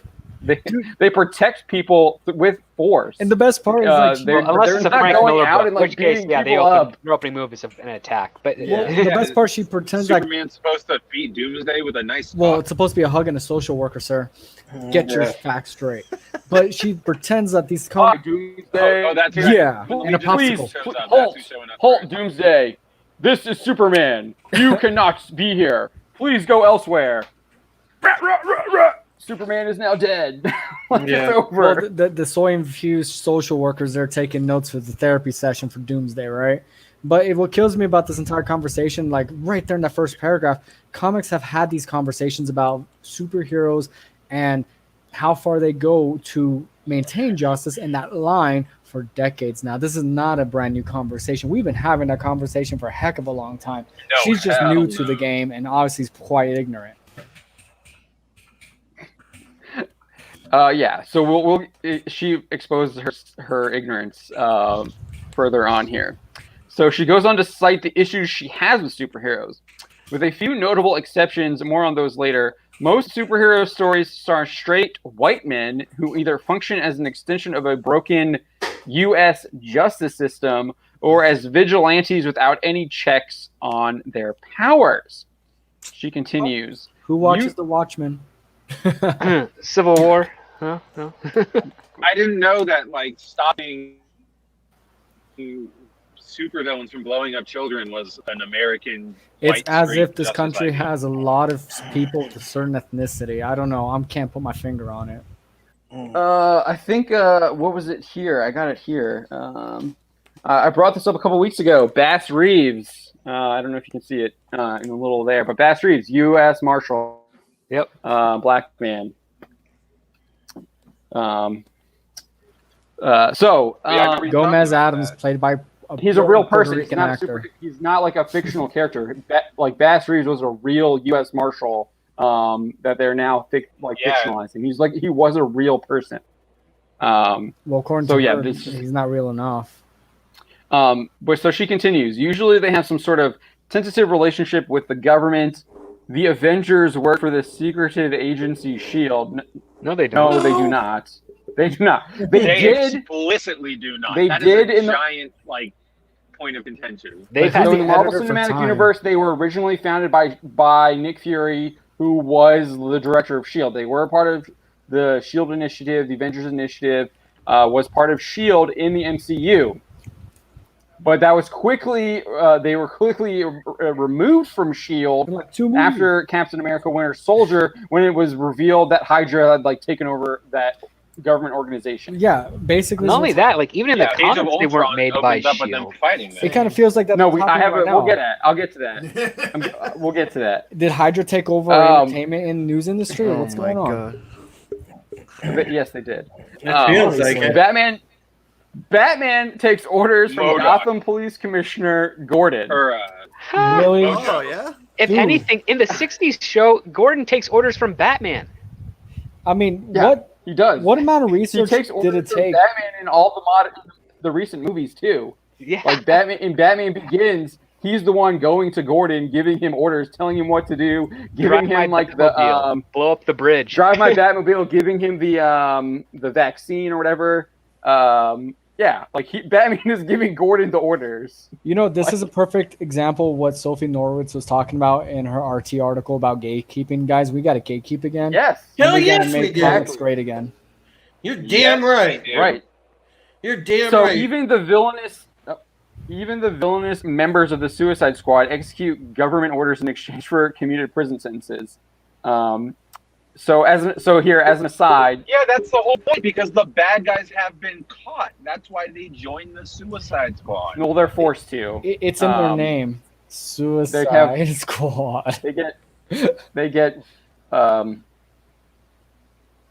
pills shot into them that blow up their heads if they Explosives in don't their neck, comply. Yeah. Yeah, explosives. sounds like an awesome or in song. their neck. Yeah. As an aside, the Yeah, Avengers but I thought might they had have to accept joining the Suicide Squad. the before they Avengers got might have that. initially operated under S.H.I.E.L.D. in the Marvel Cinematic Universe. They no longer do after the events of Captain America: Winter Soldier, which exposed that Hydra had infiltrated and corrupted the government agency. In the comics, as you can see here, Avengers #1, S.H.I.E.L.D. occasionally oversees the Avengers, but the team originally came together after responding to a request for aid from Rick Jones because the Hulk was rampaging, but it was actually an illusion created by Loki. They were not formed or run by S.H.I.E.L.D. So you can see here, this is how they will never be beaten, for we are the Avengers. They come up with a name. It should be something colorful and dramatic like the Avengers. It's Wasp, Ant-Man, Iron Man, Hulk, Thor, original Avengers right there. I didn't realize Thor shaved his armpits. S.H.I.E.L.D. is not there. There's no S.H.I.E.L.D. Got to be there. aerodynamic. No S.H.I.E.L.D. there. Streamline. Darn right. As for Batman, he most definitely does not take orders from Commissioner Gordon. It's usually the other way around, although Batman did have a close relationship with the GCPD and Gordon in the past. I highly suggest you watch this video. Gives you very good detail about James Gordon and his history and his relationship with Batman. They did have a very mutual relationship in the past. Now it's a little bit, especially, and the GCPD was very mutual. Now it's a little bit more There's a lot more tension and friction there because the GCPD is usually a little bit more corrupt. The only example Document gets correct is Suicide Squad, which is typically run by Amanda Waller, who heads the fictional government organizations of Argus and Checkmate. Despite her factual errors, Document continues to cite her grievances with superheroes. Quote, and even when superheroes function outside the justice system, they're sometimes idolized by police because they are able to skirt the law to get the job done. Shockingly, that people who are police officers and are dedicated to justice would idolize characters also dedicated to justice. Go figure. That is outside the law, because justice always isn't the law. The law can be unjust. That is true, and comics explore that all the time. It does, and we have a lot of real-life examples of very unjust laws that were the law. They sure as heck weren't just. Yep. But again, I digress. That's why it's the Justice League and not the Law League. Yep. Exactly. That would have been a great TV show, The Law League. It would have been Judge Judy as the leader. I liked Judge Judy. Judge Judy, Judge Koch, you know. Oh my God! You got the People's Court in there. What was that? What was that one dude? Judge Joe Brown. Yeah, he was good. But you know, I mean, it's obvious that this is basically an attack on law enforcement in general, right? I mean, she needed to do her 5-minute research on Wikipedia on comics in general, and didn't even do a dang good job about it, and decided, okay, I'm going to paint the picture that superheroes are evil because cops like them and they like cops, they like the law. No, it's what Drew was saying earlier. It's using superheroes as a political tool, which I talk about later in the article, which we'll get to. But it's using superheroes as a political tool to push a political message that she advocates, that is to radically alter the United States, the fabric of the United States of America, beginning with the police department. Well, and you know what's really sad is that there's ample ammunition to support her argument based on the poor execution of how these heroes have been portrayed in media and comics over the last 10 to 15 years. Like they're not role models. There's not enough. Like you have to go back to like the 90s and earlier in order to see these superheroes as true role models of inspiration. In order to say, everything that she's saying is 100% wrong. Like we can say it because we grew up with these characters. We knew them before, Superman became a whiny little bitch on the farm in Smallville. Before Green Arrow became like just this guy that Batman rip off and just hunkered down in a cave and banged a chick that likes computers. Hey, you leave Smallville out of this, or we're gonna fight. And with going around murdering people, around murdering people. That's what he was doing in the beginning of the show. Exactly. He was murdering people. Then you got the Flash, who's not even the Flash because he needs help by everybody else around him in order to do the job. I do think that Captain America is pretty solid. Captain America was the best example of like doing it right, I would say. Yeah. It's kind of hard to do what they did to Captain America, what they did to the other characters, which they deconstructed them over the last 20 years. And turned them inside out because they thought, this would be deep writing. Instead, they took them off the, mythological pillar that, we put them in as the replacements for old mythology. And they're just, they made these characters way too human in a lot of aspects. And heck, most times were much worse than humans. Well, they actually didn't make them human. They just made them despicable. And that's different. Oh, yeah. Yeah, Captain America, I argue they've done a good job portraying him in the MCU. I also think they've done a good job. They did a good job with Iron Man as well. Yes. Colossus. I thought Thanos Colossus in the Deadpool movies? Yeah. You know what? Thanos is great. Yeah, he's like. I wish they didn't reverse the snap. Colossus is like the moral center point of the Deadpool movies, right? He's just like, stop messing around, Wade. Like, come back and join the X-Men. We'll teach you how to do things right. And then, he throws up when Wade you have a chance at redemption. She then takes issue with military and police officers who use superhero symbols like the Punisher. This is an ongoing trend. We discussed this on a previous stream. CBR went after them. Jerry Conway has been doing it for a couple of years now. So she writes, in fact, what is that noise? I think that's the sound of the bandwagon she's jumping on. It sounded like a razor. Yeah, that was not a bandwagon. Turned on a razor. Don't buy her in Hadachi. Someone's doing some Ring the bell. Someone's doing some shaving. Gotta shave. Gotta get those armpits just like Thor. Yeah, sure, the armpits. Document writes, in fact, real-life police officers sometimes adopt the symbolism of these rogue anti-heroes. The Punisher, a brutal vigilante introduced in the 1974 Spider-Man comic, who also started in a 2017 Netflix series, has become an emblem for some cops and soldiers, to the point where Marvel felt the need to address this idolatry. Ideology. Like we're talking these are religious words here that we're using now. So that she didn't research her extreme. story well, because she has no idea why police and officers are doing it. You have in her little box, in her nice little privileged gated community, she doesn't have police officers or soldiers or military personnel in her life, and she does not understand that sometimes they do wish they can step outside the laws, right? That Bradford movie. Sometimes they want to be able to step outside because they see bad guys get away with some really crappy stuff, and they have to live with it. It's a American really Sniper, guilty, man. Yeah, it's a real Watch American guilt-ridden Sniper. way to live. She obviously didn't watch American Sniper. You can see why the military uses it for sure. It has the word American in it, so it will trigger her. She'd probably be in a ball crying right now, thinking that Benjamin Franklin and George Washington were beating her with hands. So as a I'd watch that movie. Script doctor, let's write the script, brother. It'd be like the ending of Jay and Silent Bob Strike Back. Are you this doctor lady? Yeah, and then all the hams come out and just crack her across the chops. Like, oh my god, I wish that would really happen in real life now. Like, I want to download a pile of names and just pay some visits and get my frequent flyer miles up to the moon and slap the taste out of the mouth of some of these writers, because God, the crap that she's writing. Like, I read the Time article, I read this one as well, and again, my biggest pet peeve, she hates America, whatever. You know what? Everyone's been to college. I met plenty of people who deserve helicopter rides. Woo. Right? True.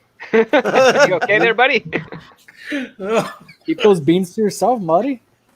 But the fact that she couldn't even research her story correctly and get the basic information right about what she was writing, and the fact it was put on Time magazine to boot, just shows how low these people are. And Drew, I really hope the smell does not spread to the stream, buddy. Yeah, no internet gas, okay? That's the true meaning of internet gas. I don't want to be turned into a Marvel Comics superhero. Please.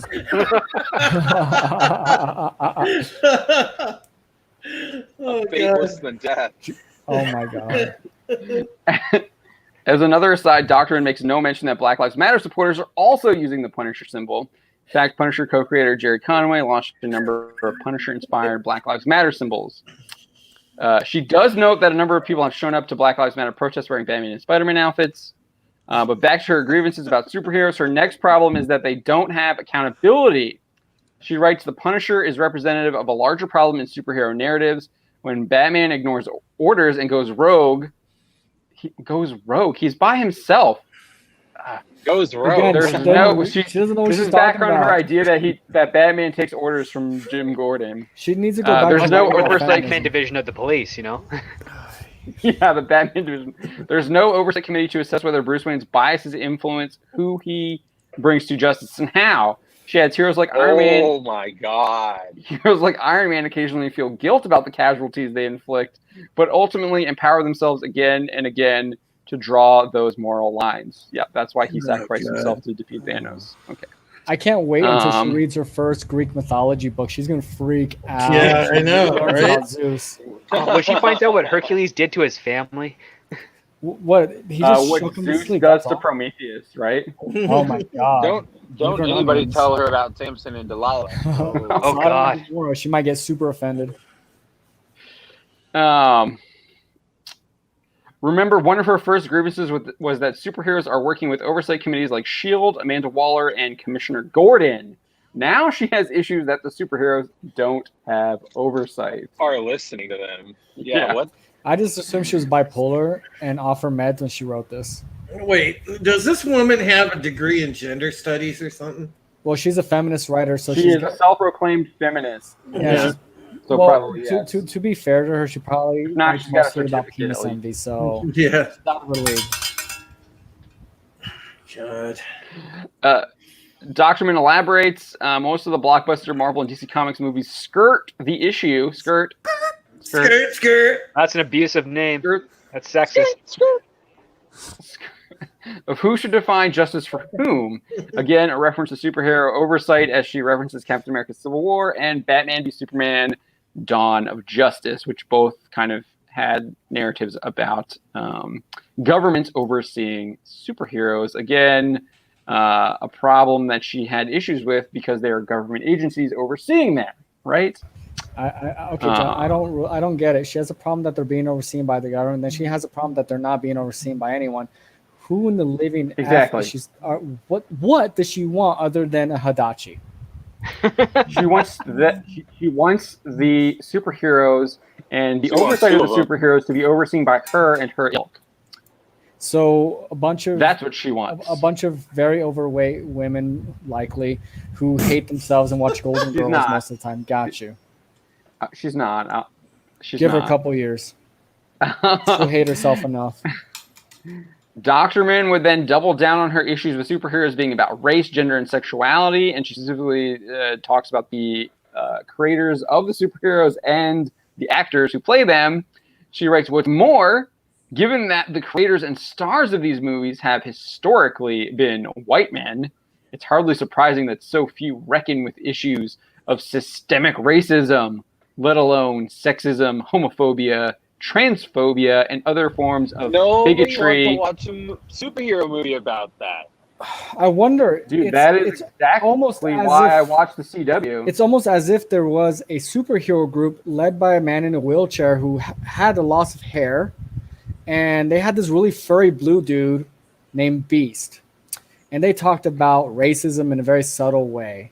I don't know. I can't. I think It's on there the was tip, like tip of my I think tongue, there was right? a character named Nightcrawler too. Yeah.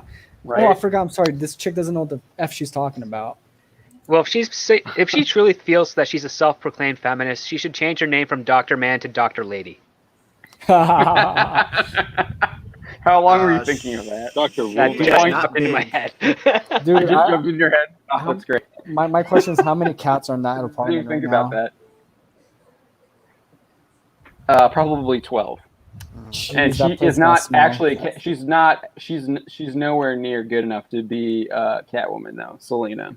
Okay. Well, give me some time. Selena's going to be a transgendered, pi-gendered, whatever gendered creature with horns. So give it a couple I more. mean, Yeah, she's going to turn into Catman. Dude, I she's gonna expect run around her to with a show strap up on. on third season of Harley Quinn, and it'll be a triangle romance. I'll have to deviate Oh, she from showed the up on panel. second season of Harley Quinn. No, she's going to show up again though, so have a Yeah, continued they'll make it romance with Harley and A ID. polyamorous relationship because second Yeah. season just tanked themselves. I'll have to Hey, Mom, deviate from the panel and give her a bell. There you go. Hey, John, we got a chat. Oh, Yeah, God. read it out. All right, Toxic Man Flu, thank you very much for the super chat. Shame, Drew. Shame. Shame. Toxic Hey, Man I Flu. just heard you money with a fart. How can you beat that? Hey, How John, can you beat that? can you put that on the screen for me? That 5-second butt bomb was more entertaining than the latest Star Wars trilogy, Star Trek, Game of Thrones Season 8 combined. That comment is so painfully true, Toxic Man Flu. Holy crap. Money. Thank you, Toxic Man. For Yeah, hey, you ought to appreciate be that very thanking much. my ass. You better learn how to talk. Drew, we are now assigning you a daily diet. You must eat pinto beans before every Bounding live stream now. Is it because he's Filipino?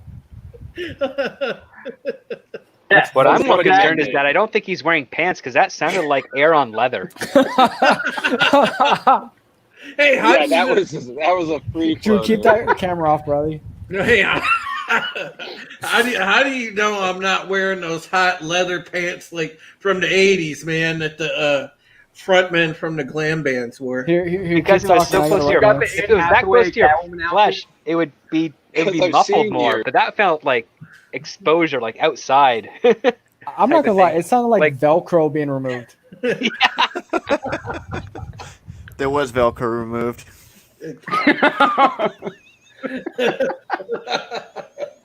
Singed a little hair off there. Oh gosh. Oh, Jesus Christ! All right. Now just remember Where- who earns you the read money.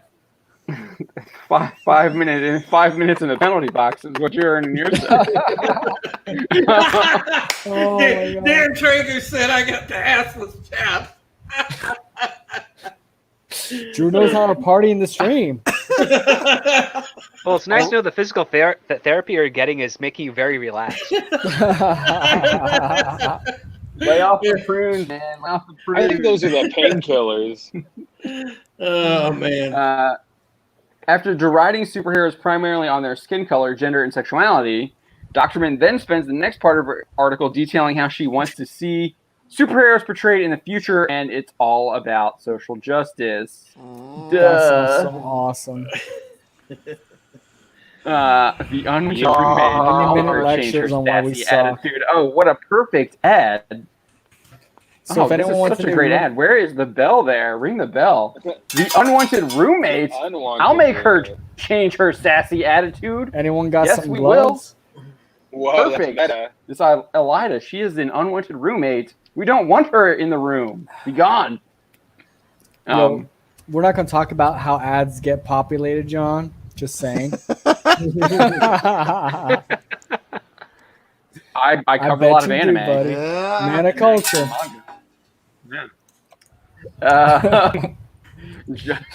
Oh, look. The home chef cuisine for How everyone. hard Perfect for you, fine. Drew. Perfect. Holy crap.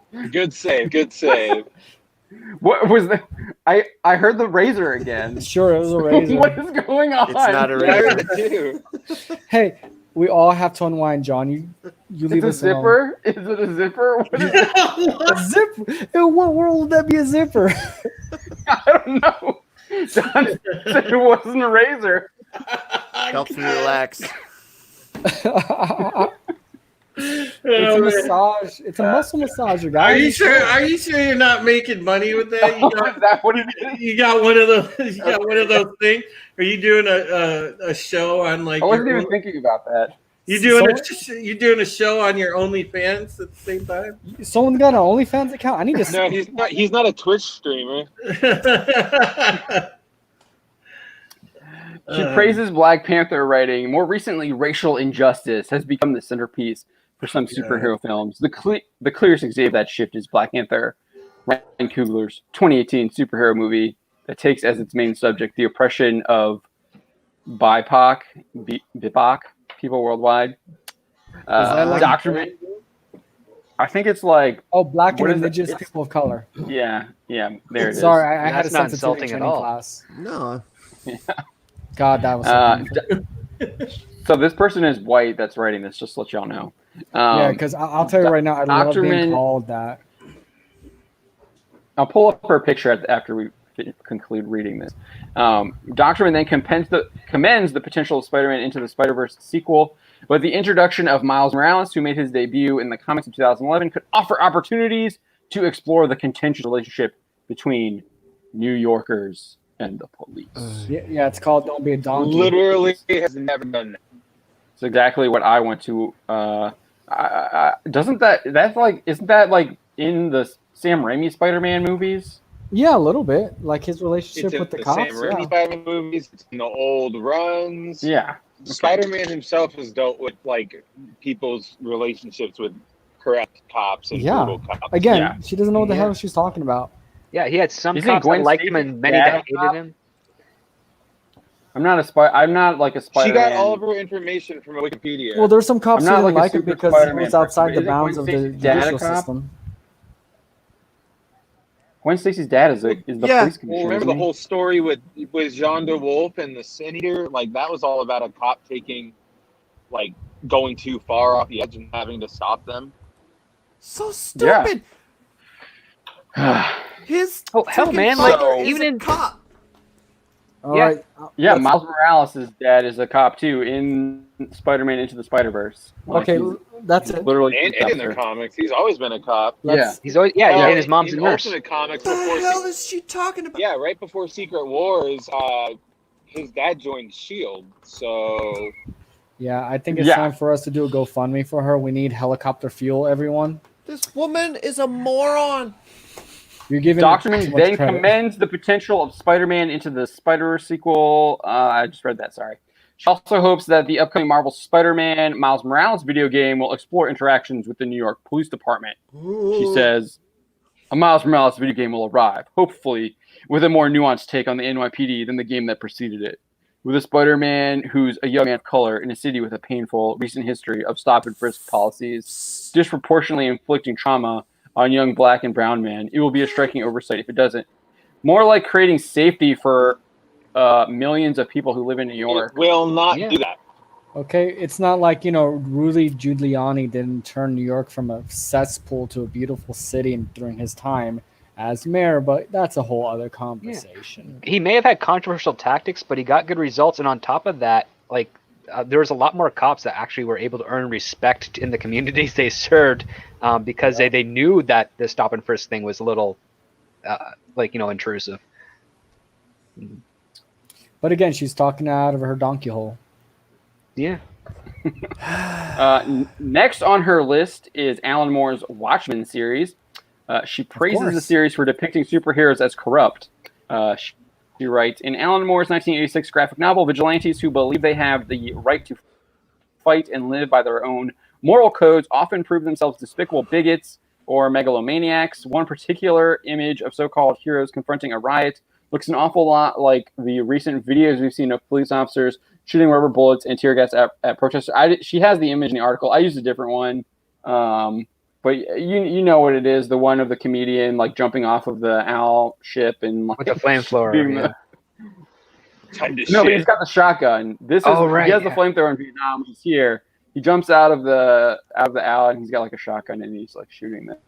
It's almost as if war is hell.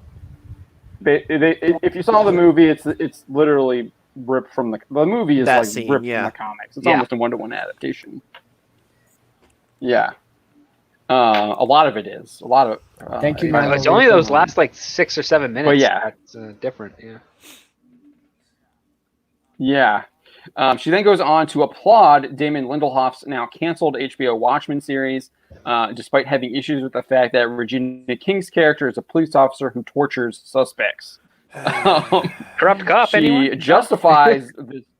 Yeah, she literally justifies Regina King torturing the suspects by saying, but as the mysteries unravel, it becomes clear that Watchmen's real intent is to revisit one of the most lauded stories in the comic book world and re-examine it from the perspective of historically excluded black characters. So it doesn't matter if you portray corrupt cops beating the shit out of suspected criminals, as long as you're pushing a narrative that I approve of. Exactly, right on the money. Okay. As long as you're the right checkbox.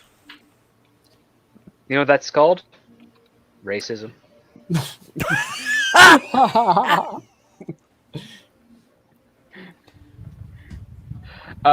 So she adds, in doing so, the show reveals the connective tissue that links harm committed against black people from the Tulsa Massacre to the racism that Angela deals with in the present day.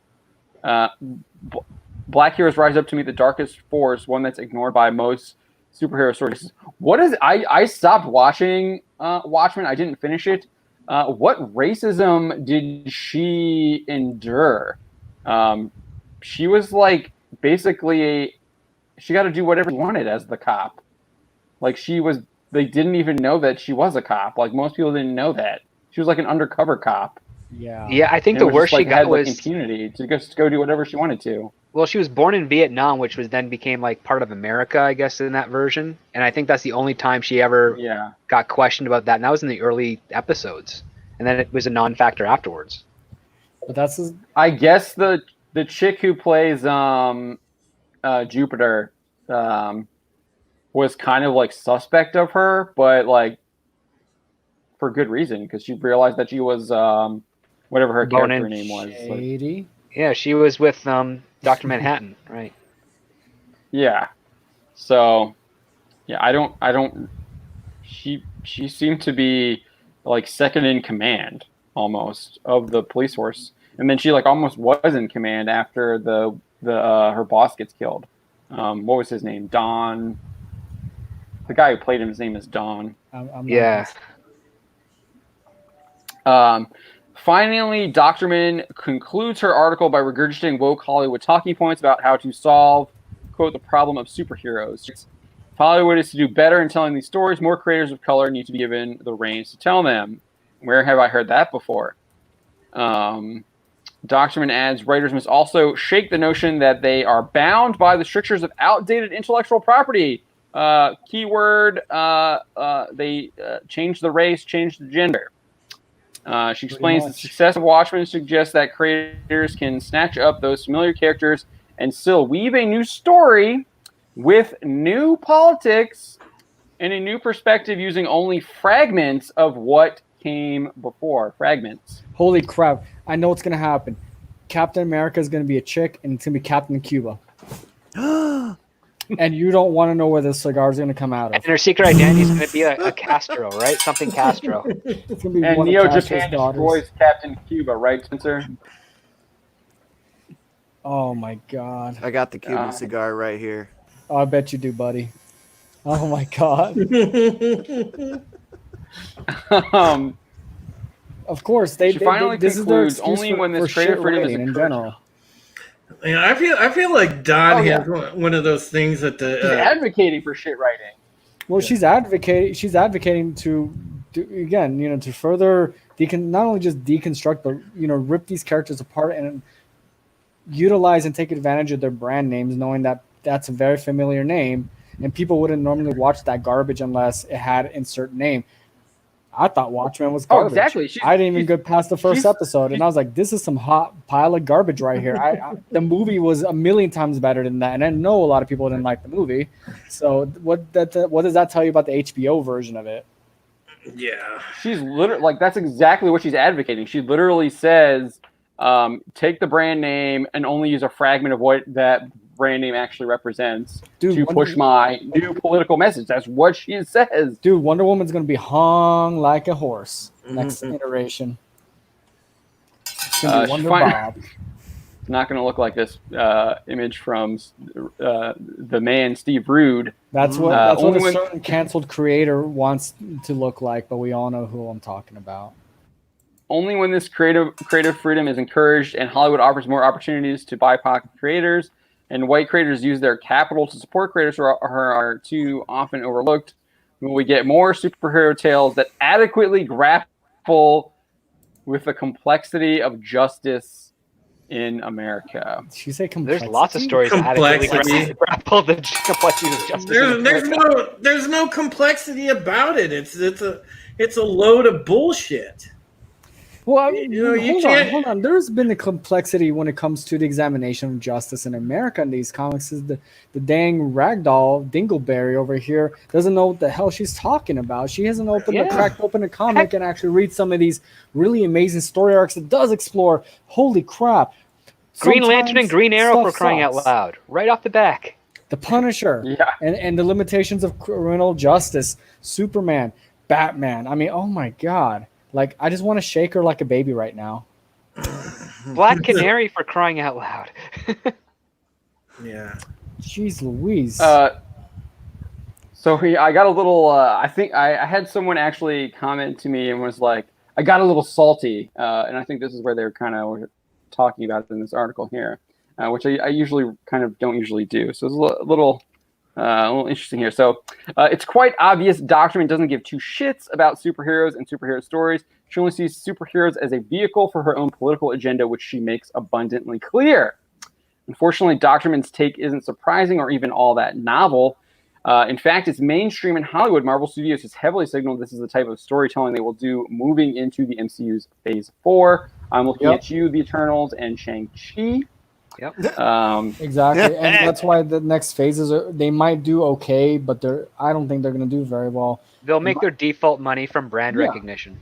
That's it, but they're never going to push it like the original Phase 1 and 2. We're never going to see another Iron Man, and we won't see another Captain America Civil War. You know That why? time is Because there's behind too many us. white males in there, and they're straight, and they should be wearing tutus and liking other stuff. And That's drinking Toxic Coke. Adventure. Oh, so that's what he drank? I just thought he straight up kissed a feminist. And if the remake of today for Trauma, that's probably what it would have been. Dude, if they remade Toxic Avenger today, it would probably have been like one of those Trigglypuff sitting on his face, and that's how it got ruined. Yeah. Strictly Puff. Speaking of which, who likes Darkman? Oh God, Darkman's awesome. Dude, I love that movie. So underrated. Yeah, that's a good movie.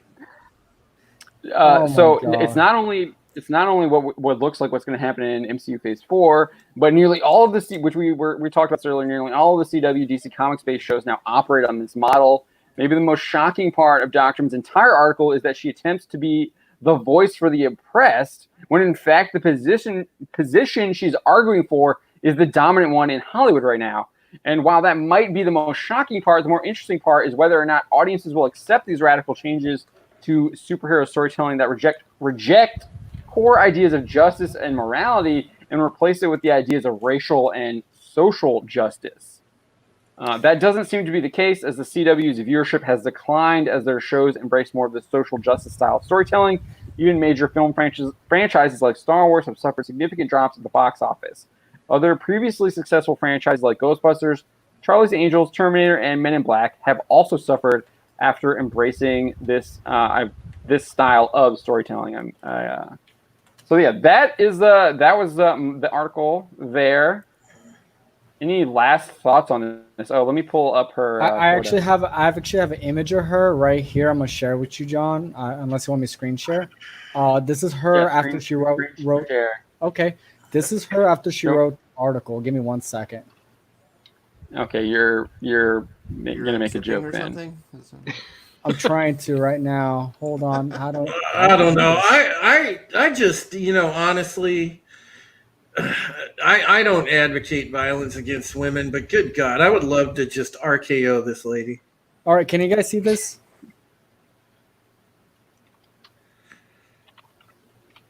I need to know because I don't have dual screen. What am I seeing here? I don't see it. I'm trying to screen share. Just share screen and then share screen. Okay. Oh, there we go. Allow. Can you see it now? I see it. Don't see nothing yet. I don't. Oh God. Okay, I'm just gonna send it to you. Hold on. You guys suck. All right, there you go. Well, John, does anyone else see it? Like. Bounding into technical issues. Does anyone else see it? Well, I stopped sharing, so I just sent it on Slack. So there you go. Did anyone else see it though? Because that might be on my end. Well, you have to see it on your end first before you can share, right? Yeah, it should show up at like the bottom there. Like, I don't know if you guys can see my screen share. Well, this is what she actually looks like. That sucks. Yeah, I can't do it. I think this is her, Eliana. Exactly. I'm familiar with that. Now share the photo I put. Oh gosh. This payoff better be worth it. I hope it is, or I'm gonna have to take another shot. Where did you send it to me? Is it Culture Writer? I sent it on the Slack. On Slack, yeah. God, man, yeah. Is this appropriate? Am I gonna get in trouble? No, you're not. No. She You're does. not. I see it now. I see your screen share now. She does need a good RKO. But yeah, that's her right there. I'll give her the bell. Mm-hmm. I kind of agree with Don. Good candidate. Oh, okay. Good Hey, face. we right. only tell the truth here, and I'm with Don. Yep. Good facial candidate. She doesn't have a brain though. That's There she is. After she finished writing the article, that's exactly how people like her feel. God, my favorite image on the entire planet. Okay. Damn it, these disgusting people. I wish I can just torches and everything. Mm. We need a crusade. Okay, let's do this, guys. Mark's saying she used to look like that, but that's probably true. That's usually how it happens. Yeah. That's what she used to look like. Lingerie photo. Yeah, that's a she puts that picture on her profile. That's like a Tinder catfish right there. There's not enough cats in this photo. That's how you know if it was real. Oh God. All right. So, any last thoughts on that? I think that it pretty much encapsulates what we've been seeing over the past couple of years in the comic book industry, and it's kind of gone into film. It's kind of just taken over our culture. That's literally what she was advocating. Use the brand name, push our political message underneath the brand name, but don't really have anything that's actually associated with that brand name be a part of the brand. And that's kind of, where we're at right now. I feel like just in general. I do. That's kind of what I believe right now, where we're at. Yeah, it's a continuing thing. We saw it with that CBR hit piece on Captain America earlier. Mm-hmm. Yep. On that was Memorial Day. On Memorial Day, they posted that. And then I think from a Canadian-run company side, posted that.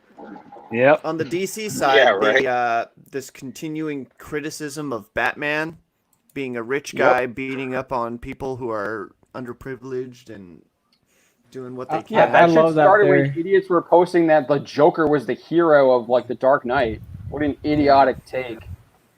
Well, it's what I remember happens that when crap. people when people watch those profiler TV shows on Netflix and think that they know how to profile criminals and criminal justice. They don't know what the heck they're talking about. Because Bro, I watch Criminal Minds. I'm an expert, man. Exactly. Because what are you talking about? I watch all CSI Miami. We all know the violent crimes and all that. I know all about come DNA from people testing. Not having enough, money in their lives. That's the only reason people I watched commit stuff. every episode of SVU. I know what I'm doing. Dude, I stopped watching SVU because I was tired of watching everyone get laid. Boom.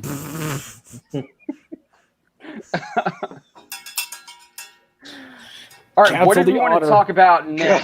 God. I had some Cleveland stuff written show? down. Wait. What's that, Don? Cleveland show? I'm waiting for the stream Cleveland to get show? nuked. The Cleveland show? Oh, the guy stepping away from the role because he's not Are you talented talking enough. about? You talking about Family Guy? Yeah. I'm confused.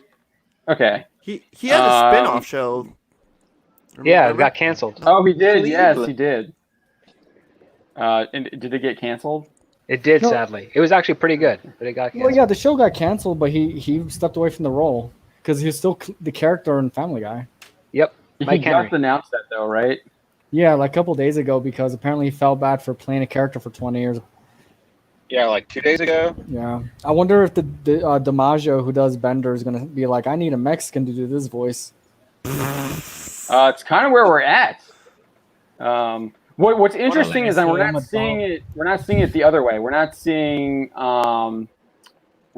black actors saying they're not going to voice non-black characters. I demand the original trilogy. No more I anime. demand that damn the it. original Star Wars trilogy is recut with a new voiceover with a real Sith Lord and not James Earl Jones. Yeah. There, I said it. But Rosario with the Dawson reveal that Water, Anakin Skywalker's a white guy, you can't have blue-eyed James Earl Jones do the voice. Nope. That's unacceptable. Yeah, Rosario Dawson can no longer voice Wonder Woman, right? Yep. No, she's not Greek. She definitely can't play Ahsoka because she's not a Togruta. She doesn't have tentacle head. Yeah, that's Japanese kind of love where her, we're though. at right now. That's what I mean it. No more anime because no more dubbed anime because none of those voice actors are Asian. That's where Oh, we're they're at. trying to Unless create they're- this over into writing, where unless they're a writer playing can only write American. their ethnicities, which is like BS. our boy Chibity. You know what's so stupid about this? This is like Yeah, unless they're somewhere in playing somewhere in the depths of hell, George Wallace right now is like rubbing his hands together and be like, haha, my legacy is growing again. You know, these people are just modern day segregationists. And they don't even want to admit it. That's how sad this is. They They're want not to segregate educated enough everyone. to recognize it. That's So what wait, yeah. No, we this talk about that.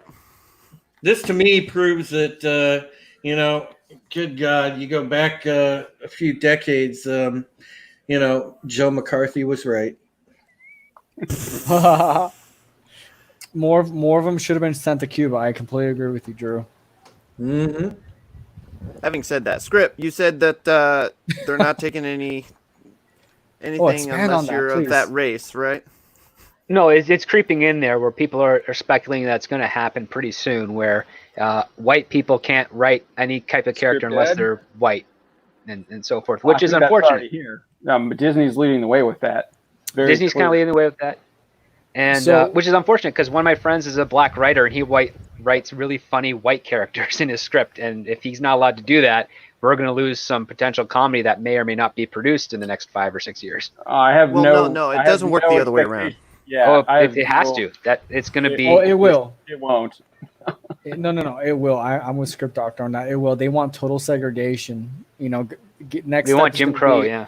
Yeah. Next step is people are gonna have to stay within their lane when it comes to marriages and whatnot. So I think half of the staff here would not be allowed to exist.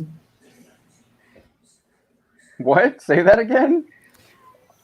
Segregation of relationships. Right? Oh, we don't want no okay, biracial people. Okay, Oh, I got it now. Give them All right, 10 yeah. more years. They're already starting to do it in certain communities. I've seen it in my own community. Like, There was already that viral post going around today where it was like, white people stop having mixed race babies, and it was just yeah. because ridiculousness. That's why I made the comment, John, because I think half of us here wouldn't even exist. Isn't I that did some not awesome see that stuff? post running around. Jeez. Who said that? Was it anyone we know? Was any of our good friends tweeting that out? No, it wasn't Oh, any of our Eric? good friends. Not yet, but I'm sure it's coming. I'm sure they've seen it. They're just Brewing they haven't- somewhere, right? They're talking about it in Yeah. their little seances and stuff because, religion is too stupid, but boy, did they go straight for astrology and paganism. Yeah. Well, astrology especially. In a new Batman storyline, they'll have to take Damian away from Bruce. Oh, yeah, I Because of mixed forgot. race. Yeah, Raish is He's the part better Arabic, right? Raish is definitely the better father figure for Yeah, sure. Arabic. He's half Al Ghul, if I remember correctly, right, guys? Or at Yeah, least a Raish- quarter.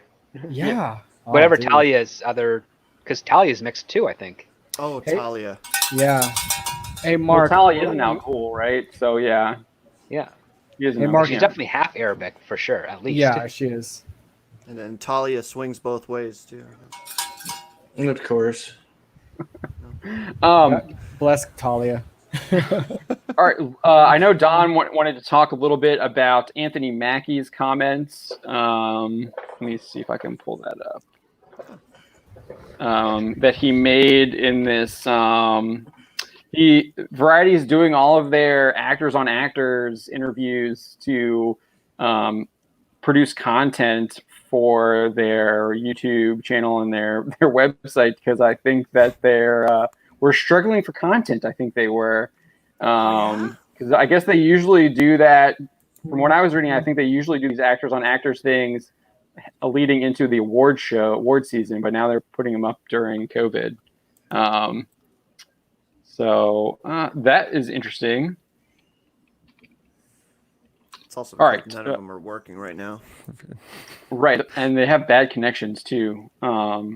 Mackie's connection was cutting out. It was horrible. He needs to It's upgrade hard his to like. internet. Given what he gets paid, Some he of should be able to his- afford solid internet. Verizon FiOS.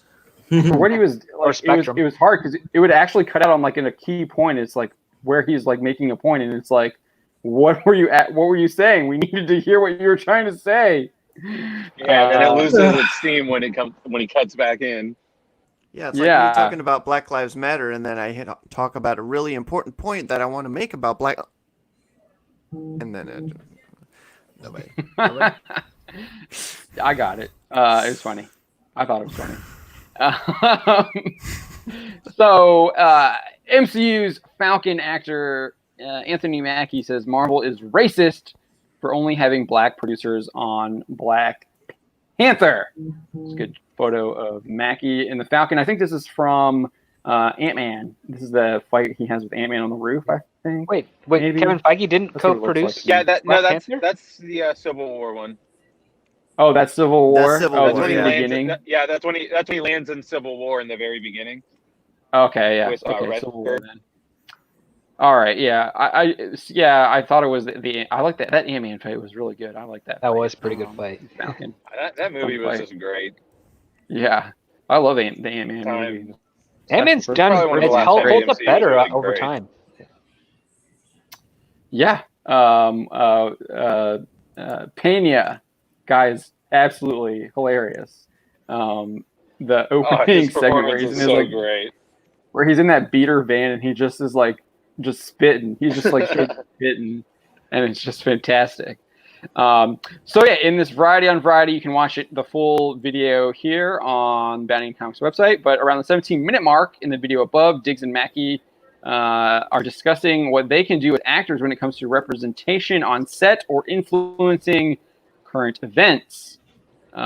Diggs asks Mackie, what do you feel like is the thing you feel compelled to do that is your participation in this moment? He's referring to Black Lives Matter protests. And so Mackie responds, when The Falcon and the Winter Soldier comes out, I'm the lead of the show. When Snowpiercer came out, you're the lead of the show. Snowpiercer just came out. I think it's on TBS. Graphic novel adaptation. It's a prequel, I think, to the film. Yeah, it's the Chris Evans Chris film. Evans was in. Yeah. So we definitely have the power. Yeah, so we definitely have the power and ability to ask those questions. It really bothered me that I've done 7 Marvel movies now. Every producer, every director, every stunt person, every costume designer, every PA, every single person has been white.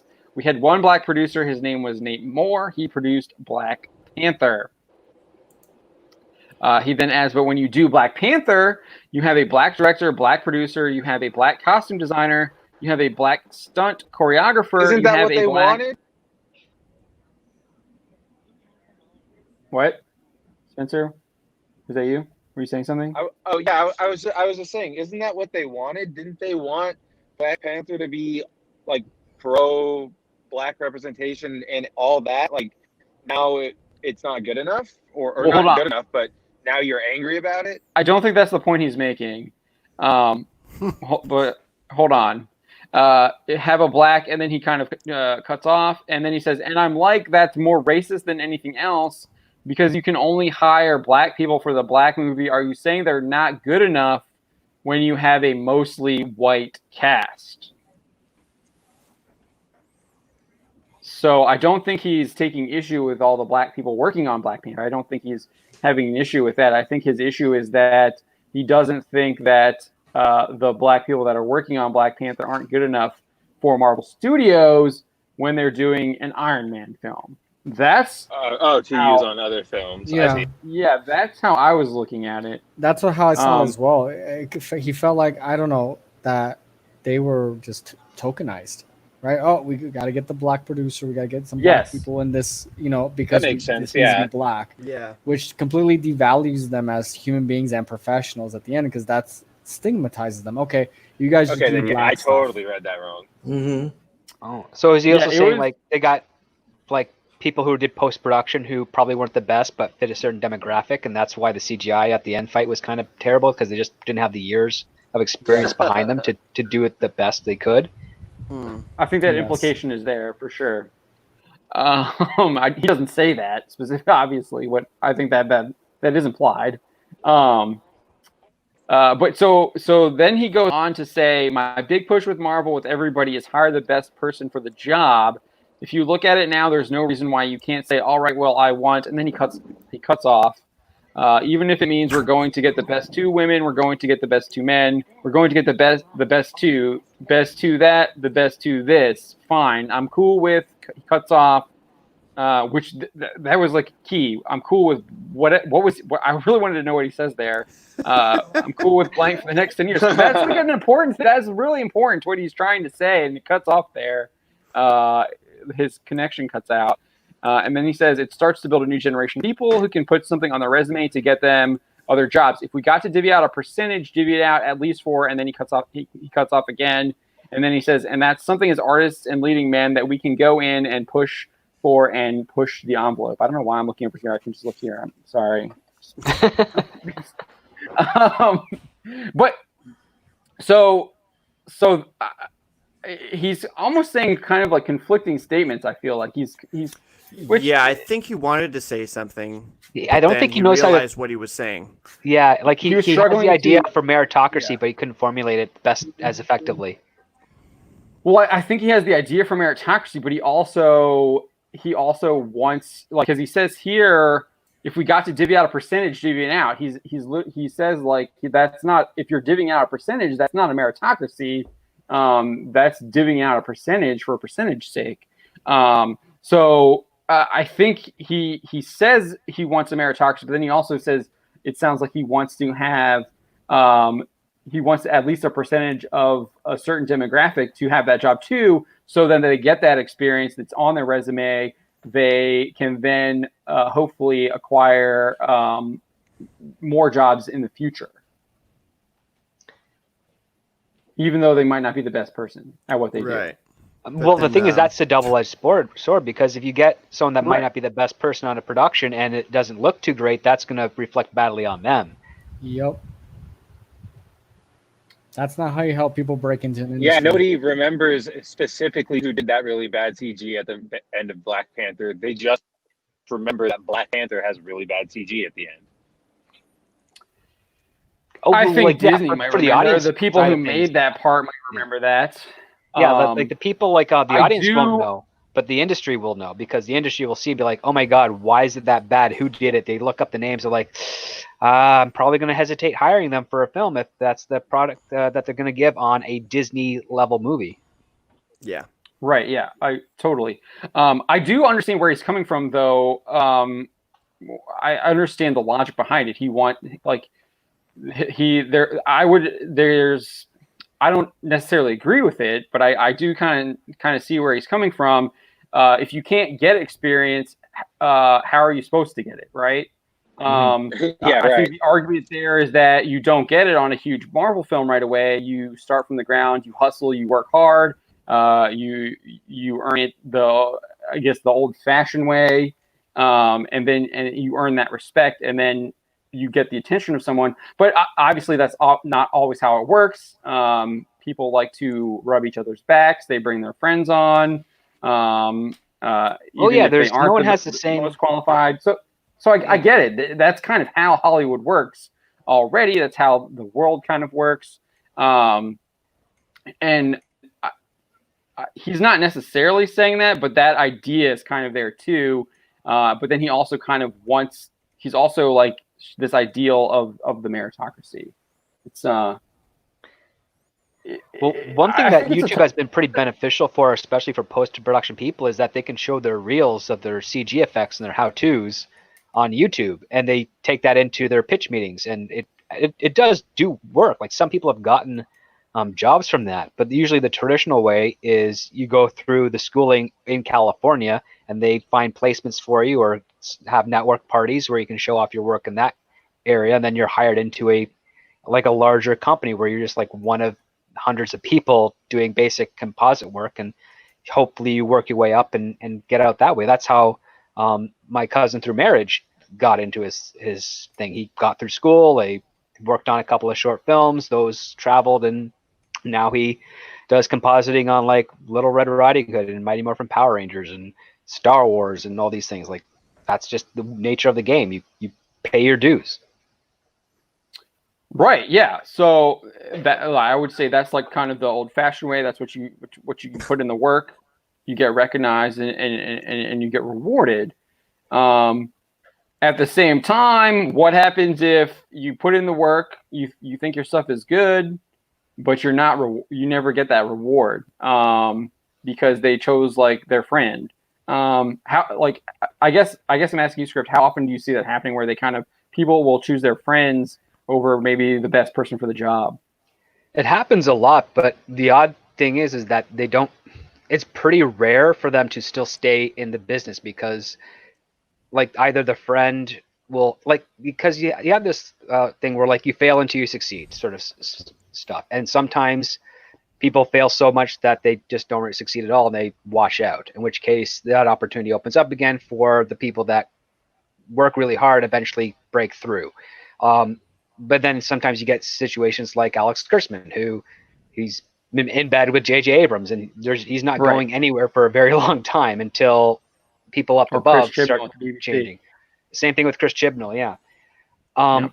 So you're just kind of stuck in that area. But the other thing that Hollywood still retains so far, as what I can tell, is perseverance. So if you keep trying and keep putting yourself out there and trying to get feedback and trying to get your name out there, you will eventually find someone that will believe in you.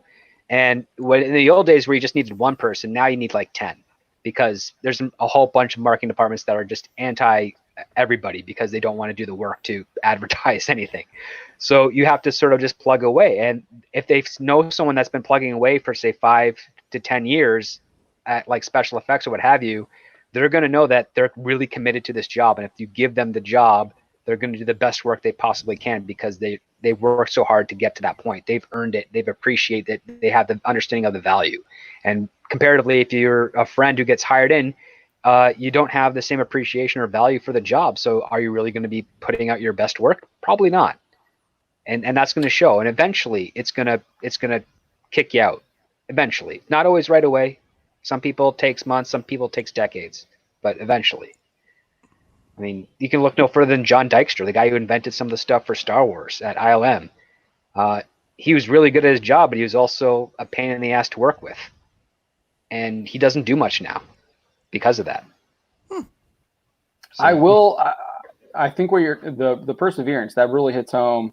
I think whatever profession you are pursuing or you're in, I do think that is like a huge thing that people don't really talk about a lot. I think you can be really good and have great talent, but it also requires that perseverance to truly succeed and keep with it. So I want to highlight that. Think of it like Andy Dufresne just breaking out of Think of it like Andy Dufresne breaking out of Shawshank. Pressure and time. Right. Some people people find a weaker wall. Some people find a thicker wall. But if you keep at it, you're eventually going to break out. Well, don't forget, you also need a poster of Rita Hayworth. Sometimes you go through some shit. Or Raquel Welch. Yeah. Yeah. Oh, Raquel. Ring it again, Don. Ring it again. But yeah, so to me, it sounds like he's kind of wants like a mentor program almost. But he wants that. He kind of wants to skip that part and just go straight to them having the job to get the experience. Because he says to build a new generation of people who can put something on their resume to get them other jobs. To me, that sounds like a mentorship program, and I know like Disney and Universal and all the big studios have those kind of things with internships and stuff. But I don't. I have to agree with who has said it here in the chat. I saw it earlier. Where did it go? Yeah. Tox Manflu says it. I think he says affirmative action is racist. I agree. You're literally choosing a certain person's race based on their race. It's kind of the definition, right? Whatever happened to equal opportunity employment? Right, exactly. Race. Time to cancel it on. So yeah, I don't think it leads to good outcomes either. Like you said, that usually you get a subpar product. If you do that, or the people might find themselves out of their league, and they won't be able to like excel, and that comes from like a lot of different angles.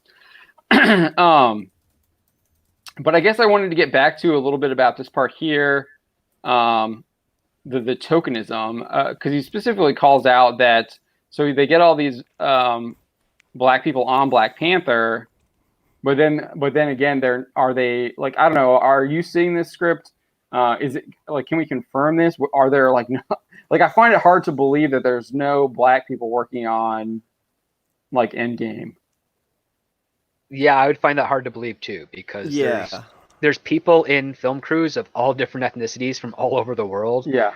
From Aboriginal Australians to Mexicans to people from Indonesia to everywhere. Like a lot of them are like second or third generation Americans, but from immigrant families elsewhere that I know of.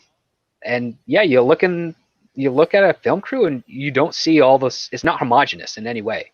Like I've never seen a homogenous film crew except for an independent film in Canada where everybody's white. So is he just like straight up lying about that then?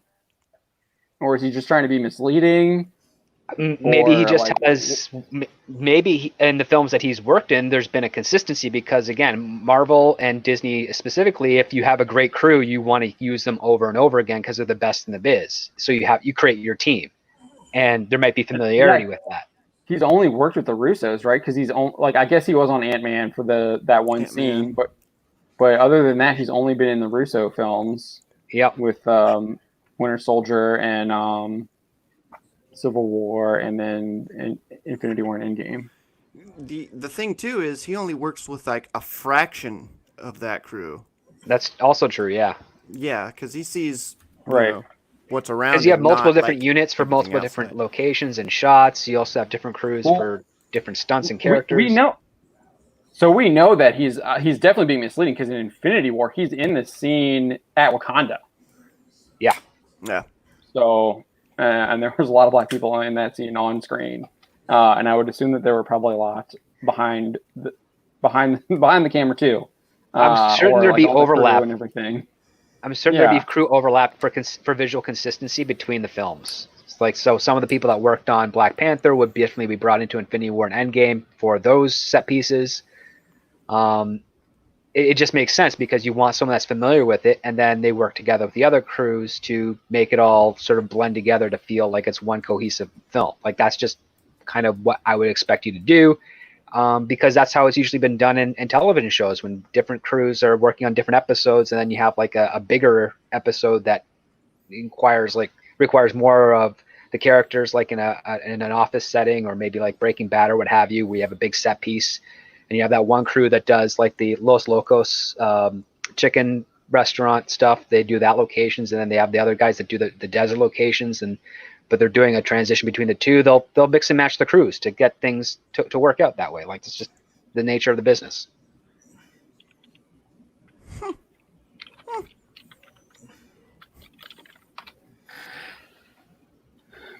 All right. I mean, anything else to say on this subject? I mean, I think we pretty much covered it. I mean, Don goes on to cite like all the cancellations that have been happening. I think we talked about this last week. Kristen Bell being dropped. What's her name? Jenny Slate removed herself. And then The Simpsons said they will no longer have. But yeah, let's actually talk about this. So, this Don got the piece up today. Let me pull that up actually real quick. So The Simpsons issued a statement that they will no longer be allowing white actors to voice non-white roles. But interestingly enough, there are no actual white roles on The Simpsons. The characters are yellow. Well, there's one white character, but he's an Asian martial arts instructor. That Bart quit his class in like the first 10 minutes of the episode. Oh, the guy that was in the Butterfinger commercial. Well, I'm assuming they're just gonna hire actors with a massive case of jaundice. Yeah, you beat me to it. That's the only thing that would make sense. So, Simpsons, we're gonna come after you. Only people with failing livers are allowed to voice your characters. How does Hollywood get around the EEO laws? EO? That I don't think they can with that type of mentality. I mean, I'm surprised there hasn't been legal action taken for such statements. Just wait. I'm assuming someone's going to come out of the woodwork and claim that they were supposed to interview for a position or a gig and they were turned down, and they're going to point to that statement right there. That's what I would do, honestly. In California now, in California, it's now legal to discriminate based on, color, age, sex, all that kind of fun stuff. It is illegal, but there is a loophole when it comes to casting because you're looking for. I mean they literally overturned that in the California Constitution. You can in the state you can now legally discriminate based on those traits. Now I want to move there. Yeah, but I'm pretty sure you can't do that in Georgia, so that's where a lot of their film production is now. And I don't know you can cast in California and move over to Georgia. That's the laws transfer different. over. Yeah. Oh, would that be how it works? Even if your job is in you're Georgia, cast in the state of the production. Yeah, you're not cast in the state of the production. In fact, most cases they do all their casting in California, and then they set up the LLC in the place that they're shooting, and then just do like employee transfers, so to speak. Yep. But on top of that, I think The Simpsons super shady, man. Is Disney still gonna be making more Simpsons episodes after next year? Because I thought they were Yes, winding they got renewed. that series down. They got renewed for another season, I believe. Unfortunately, got renewed, so they're casting people with jaundice now. People apparently are still watching it, I guess. Well, don't yeah, know because I know why. that 2021 was the last season. I didn't think they were going to go beyond that. Well, you got to milk. No, the they said they were turnip getting. until They it's said dry. they were getting. Variety said they got renewed. So, but yeah. So, Simpsons producer Les Eisner released a statement saying, "Moving forward, The Simpsons will no longer have white actors voice non-white characters." And as Don points out, that affects Hank Azaria and what's the other guy's name? Harry Shearer. Harry Shearer, yeah. Yep. Because they voice a bunch of non-white characters.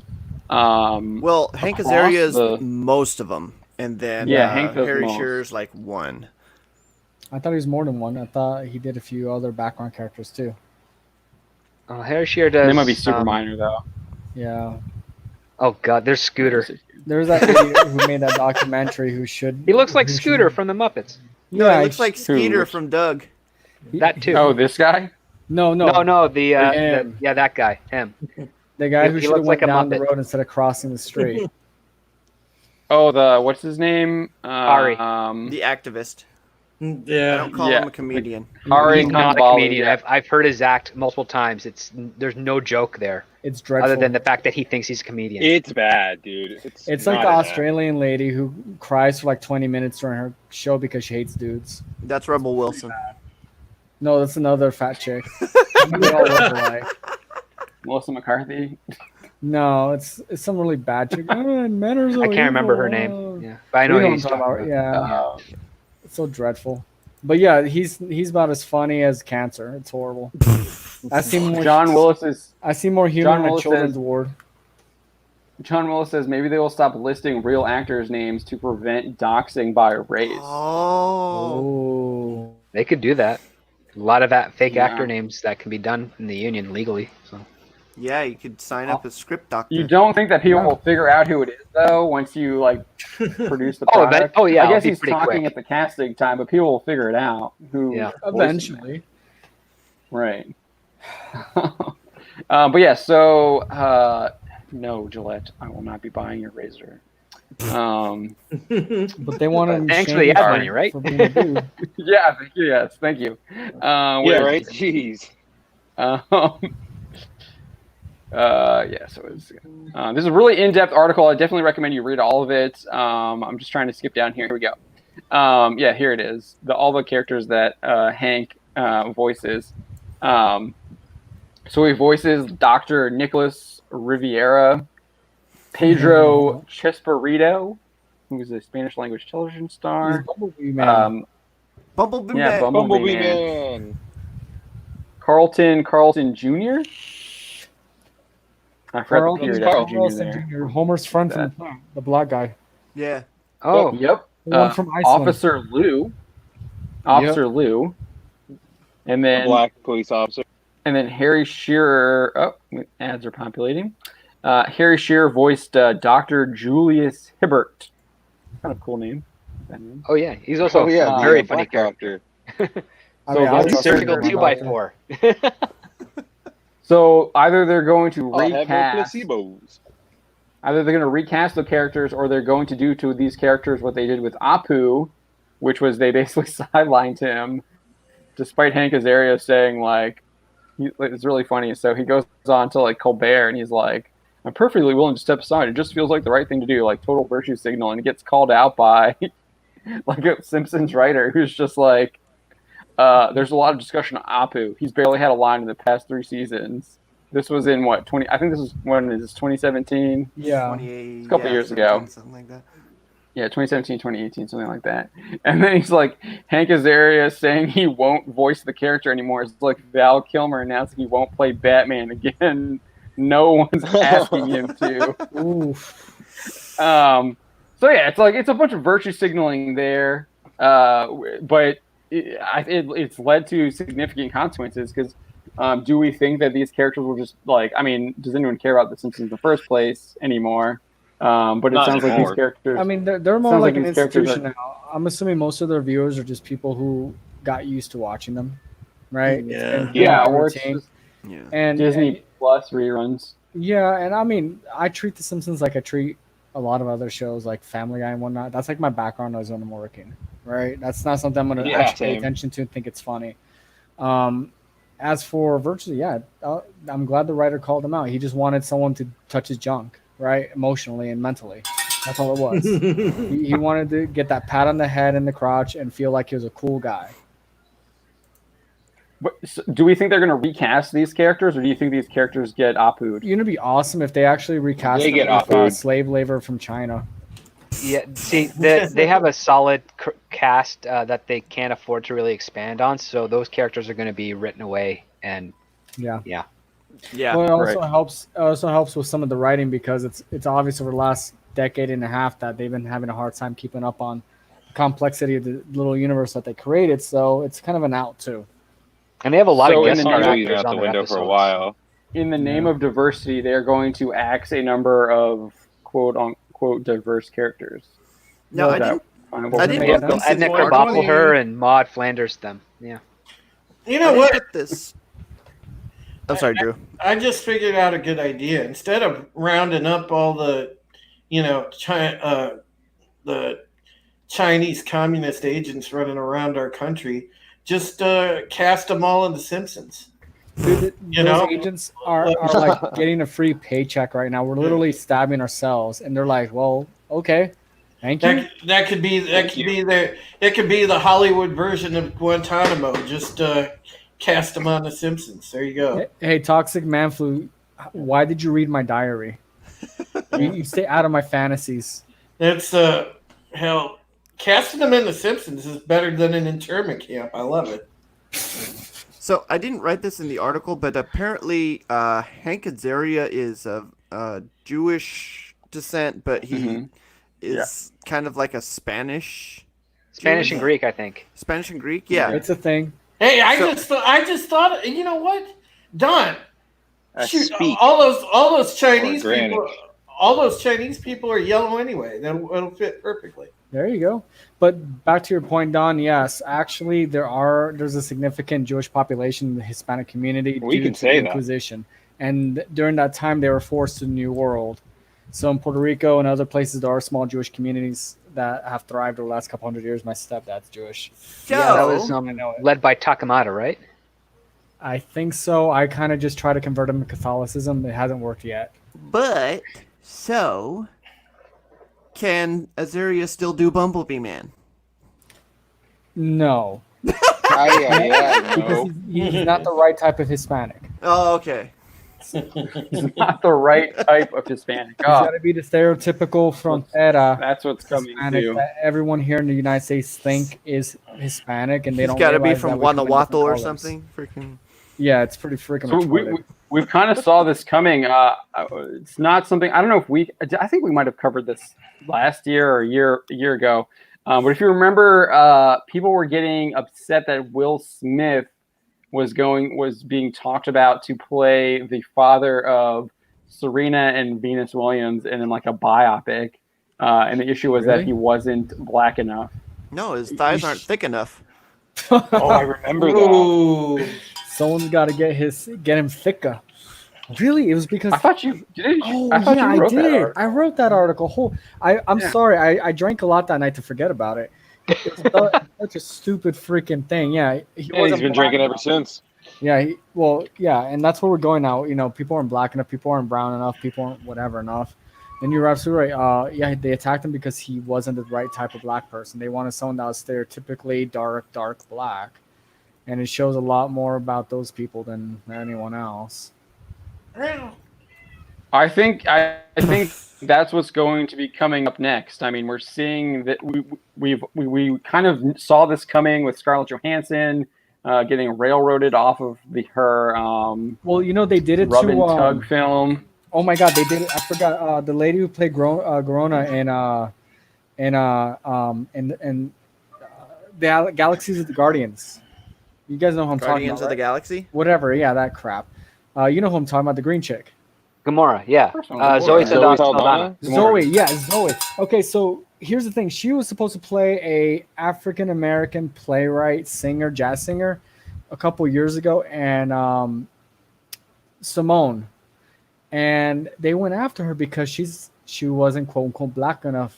She's Afro Latina. She's from the Caribbean, like myself, so she has that bridge between the two ethnicities. And No, you don't count now. yeah, we don't, people like that don't count because she isn't black enough, and they're like, well, she had to like, elongate her nose and get darker. And I'm like, okay, how about you guys take a stick and jam it up yourselves instead, right? Because Yeah. that's that's what their opinions belong. And even the estate of the person that she was doing the movie about, even said some really nasty stuff on Twitter. I covered that too a couple years ago. And so this has been a thing that's been slowly growing in Hollywood. They if you're not one full race, or if you're not dark enough or whatever, that you don't pass that purity test, as John Willis just said. Their inner George Wallace, marching, burning crosses, and comes out, and they become super racist. No, it's not all of Hollywood, but man, the majority has just become woke. Oh no, it's not all of Hollywood. It's just a lot of the people in the positions of power. Yeah, And I find it ironic. It's the rich minority that influence the people at the much about top. Hollywood. Yeah. It's the rich minority who tend to all look the same, making this sort of determination. I'm not going to mention other aspects of them, but I'll just leave it up for you. No, a lot of the actors are woke assholes too. Well, they're woke assholes because they want that money, right? And it's Pretty just much. really easy to spread it out. I guarantee the vast Pretty majority of those much. people don't believe in half the garbage that they post. No, they're Look at- actors. It's They're all designed to just lie. acting. Just look at all Yeah, the pride posts. that's why they Look at- couldn't testify in Rome. Yeah, look at all the pride posts. Look at all the BLM Yeah. posts. They were all literally cut and paste. I guarantee most of them use the few handfuls of PR agencies, and those are the people who are in control of their I was social about media to say, accounts. yeah. Oh yeah, it's Right? all clip Because art. yeah, that's all it is. That's why. Copy paste. Yeah, so it's not them in particular. It's just the powers that be in that industry. Now I get off my soapbox. All right, we are coming up on midnight. I think we're about quarter till. I know my laptop clock is a little behind to make sure that I run on Gary time. The best time. But what is it? Yes, the best time. What do we want to talk about last? Is there anything you want? Well, anything? I kind of wanted to mention really quickly because I saw it trending on Twitter earlier today, and we'll see if one of us can't get a story up about it tomorrow. But that Beavis and Butthead reboot that they're talking about, Oh. and I'm really, and look, I was a huge fan of that show. I mean, that was a part of God when I was like in my heyday and listening to MTV and the glam band. I mean, because I like some of the glam bands, not a lot of them, yeah. but I mean, I like some of them, and It's it okay. was. Admit your guilty pleasure. I love me some glam bands too. Yeah, I mean, I like Skid Row and Motley Crue and stuff like that, and Beavis and Butthead. They had the cool videos on there that they would talk about and kind of like do like their version of a rip tracks on, and I thought that was awesome. Mike Judge was Poison fan confirmed. Mike Judge was amazing for putting that show together. But is it going to be a woke version? This new version? I didn't look have, at that. That'd be strange for Mike Judge. And that's the problem, because what's going to happen is all the good humor that people loved about that show is going to be taken out of it. It's going to be so watered down because any show that they put out now is designed not to offend. Oh my God, But this is going on Comedy Central, though. That's the thing. This is going on Comedy Central. Yeah, They're the it's ones gonna that be still woke produce South Park. It's going to be woke as shit. You can't be offensive. Well, I mean, this No. is Comedy Central isn't woke. It's some of the other people that get produced, like the late night shows, the David Spade show, all that stuff. That was Comedy Central just approved it. They didn't actually do content control. And the weird thing is that with South Park, they had basically a hands-off approach for a while. Well, they had a hands-off approach for a while until South Park kept on trying to push themselves more and more with, depicting images of Prophet Muhammad and stuff. That's when Comedy Central started to step in. The other part, too, is that... Yeah, they said they stepped in because they were getting a bunch of death threats. Yeah. To protect everyone on the team, not just the creators. I guess like Chappelle. We all know threats from a GeoCities website super threatening. I just kind of referenced that Chappelle joke that he made last year, 2 years ago, where he talks about he couldn't use a certain word, but they allowed him to say another word because they assumed that he could, because of what he looked like. He could say the a F certain and word. the N that was word? over a decade ago, too. That's the other part. Right. Yeah. So I mean, they're obviously. He talks about they had like this lady who like reviewed content. Oh yeah, Well, there's always that's at least a most couple of places, people that review content on the networks, but that's when it's like a privately network produced show. This thing here, I think, is CBS, and it's being only broadcast on Comedy Central.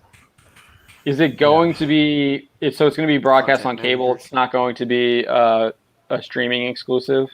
As far as I know, it's not going to be a streaming exclusive, and I rebrand. think that has some associations with MTV because, as far as I know, and Tom from Midnight's Edge reminded me of this, that MTV may still own the rights to Beavis and Butthead as characters.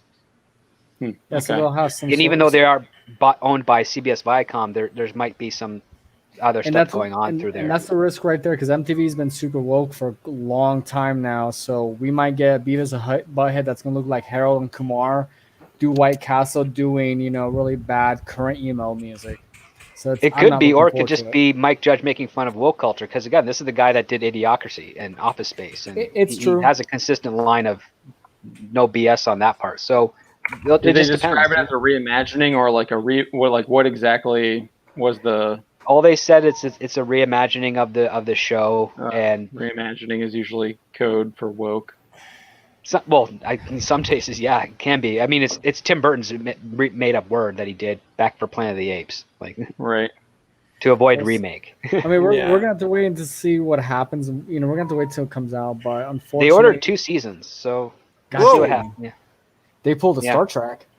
That sounds like that's content for CBS All Access too, probably. I don't know. It just bothers me because I just know in my heart of hearts, as soon as that show comes out, it's going to be so watered down.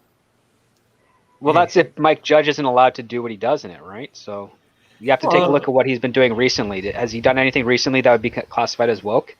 Well, no, it's not just that, Script Doctor. It's the current way that culture is. It doesn't matter. It's more watered down. People are going to rail against that show if it doesn't have restrictions on it, because if it doesn't say the right things that pander to the narrative, they're going to come after it and try to get it canceled. So if it's a good show, it'll get canceled. If it's a bad show, it'll get 5 seasons. Anyone watching Silicon Valley right now?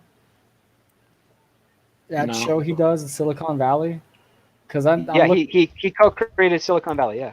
Yeah, is that like, because I haven't watched, is that like super woke at all? Well, it makes fun of everybody who's in Silicon Valley. Like, okay, so it mercilessly attacks them. so I think you might have something there, Script Doctor, but honestly, it's just something we have to wait and see and see the product that they make. But I don't have a lot of hope if he hasn't. It'll be woke so much, but it's like Drew's saying. I think the quality will just be really watered down. Yeah. Could be, yeah. Well, we have to see if the first promotional release of it to see what the actual tone's going to be. Yeah, is it going to be traditional Mike Judge, or is it going to be Mike Judge in name only? Yeah, it's not going to be. It's not going to be like the old school Beavis and Butthead. I mean, it was MJ, just MJ. No, washing the dog. We'll have to wait for some leaked scripts at least. Script Doctor, get on that. All right, guys. Let's go ahead and get the tour bus going. Get some scripts. The tour bus. All right. Yeah. So you want to go around the world here? No, we're gonna break into his house and get those scripts. Well, I think with that, I think it's a good time to say good night. So we'll kind of wrap it up here. We'll start with you, Jorge. I'm tired. No. Okay, guys, it's great hanging out with everyone on our shows. I love being here with you guys. I am working on another Star Trek story. Tomorrow, the actress who played Beverly Crusher, McFadden, admitted that one of the reasons she was let go from the TNG, as many remembered, we had Dr. Pulaski for about a season, was due to her issues with a certain episode. We'll get to that, and we'll explore those claims a little bit. As for the rest of the week, I'm going to try to work on my beard, as you all can see, and hopefully I can get it under control. All right, Don. All right. I'll just plug my YouTube channel. So I've got some Therapy Thursdays coming up on 10:45 a.m. tomorrow morning. I got Pacific time. Rumors and Spec coming up. Yeah, Pacific time. I got Rumors and Spec coming up on Friday, and then I'll just post some playthroughs of the damn Monster Legends game. I think I got one up there. How do you record that? I just record it on my phone. Really? While you're Point playing the it? How do you- camera at my I have a program on my phone. Oh, okay. What's it called? What's it called? What is it called? Jailbreak something. Wait, do you play Monster Hunter on your? Did you is say that a mobile game? jailbait? No, Don? no. Hey, Drew, that's for the after show when we turn off the camera. God dang it! Hush your mouth. No, it's an app called Record It. So that's how I record. Oh, so we can record the jailbait. So does it turn off the flash and the sound? I need to know this for research purposes.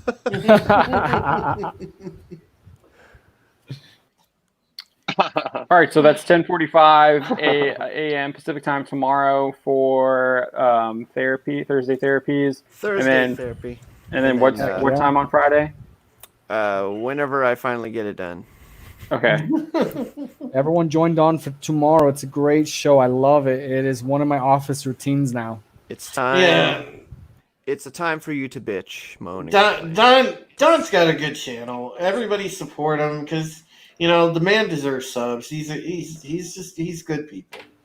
Man, he's awesome. he's a humble guy, but in truth be told, he's a good people, and I love Don, man. He's a good friend. And he's lovely when he does the face swap. Yeah. I'm a white male in California, and I'm looking to get canceled. With that, we'll go to Drew, who is not a white man in California. No, I'm the token Asian in Ohio.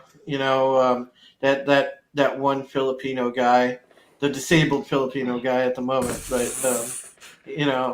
Just racking up the check boxes there. yeah, I am, man. One more checkbox and you'd be invincible. I know, bro. I know. I need to get that. Maybe Those are like Infinity Stones of cancel culture. I know. Maybe I should just be like, I have gender dysphoria, and then I'd be accepted. Oh my god! But no, what I have a good thing coming up tomorrow because we got the Pegasus Actual Podcast, right? ST. That's right. Yep, and we got a special guest tomorrow that I lined up. We're gonna have Culture Casino on with us. Oh, sweet. And Good guy. and we are gonna do our review of our namesake episode. This is a big one for us, guys, because we're doing season 2, episode 10, which is the debut of when the Pegasus comes into the series. So if you're into Battlestar Galactica, make sure that you do not miss tomorrow night's episode of the Pegasus Actual Podcast. It's going to be awesome. The review of the episode will be awesome. I'll be on my A game. Script will be on his A game. We'll all be bringing it So we'll strong. talk about the actual Pegasus. Yep. That's exactly it, man. We got the namesake rolling in, so we'll all be on our A games tomorrow. I heard that razor again. I call it the Pegasus. Nice. But I was gonna say, besides that, you guys can catch. Usually, if you're subscribed to me and you got the bell, I've got streams I'll do every once in a while called High Heresy, where I go and just go live and we talk about current events, and it's no holds barred. I just I go. I basically go balls deep. It's the best way to explain it. Sounds awesome. All right, Script Doctor. Yeah, I am the Script Doctor. You can find my videos at youtube.com/scriptdoctor, and I'm also on Twitter at scriptdoctorphd. I don't know when I'm going to get new content out, so you don't have to subscribe, but feel free to take a look at my stuff, and you like it, go ahead and subscribe. That's cool. I'm just You've got busy. some really good in-depth reviews for The Mandalorian and Batwoman. Yeah, and I've just been busy writing a bunch of scripts right now to kind of get headway. And I was just, while we were on the stream, I was just checking one of my buddies at the archives that we have. And unfortunately, there's no Beavis and Butthead scripts. In fact, we're just trading scripts from the 70s and 80s that we've been looking for a while right now. So there's not much going on there yet, but hopefully that will change. And hopefully when the Canada reopens to full time, I'll be able to get back to more content creating, because then I'll be able to reevaluate some stuff. But yeah, yes. Thanks so much again for having me, guys. Yeah, thank you for joining us. Thank you. It's always great having you. Yeah. All right. Yeah, Spencer. Spencer. Always, you guys can catch me on Twitter at Kabuto Rider Mav, right there in my little display name profile thing here. Aside from that, you can catch me pretty much every day on Bounding into Comics with news, articles, and general bullshit calling. So yeah, check us out. And of course, check out everybody's streams tomorrow. Yeah, so Spencer also joins me on Fridays for our Anime Rewind review. We're currently reviewing Mobile Fighter G Gundam. We're on episode 8, I think. We'll see if that's going to happen this Friday. We might have to postpone to Saturday. We'll figure it out. I might be going to the beach on Friday, so we'll see. They didn't close your beaches? No, I think they're still open. Lucky son of a. So we'll see how that goes for 4th of July celebration kind of thing. So Spencer and I we'll talk about that, and we'll figure out our schedules around that. Beautiful people know. Yeah.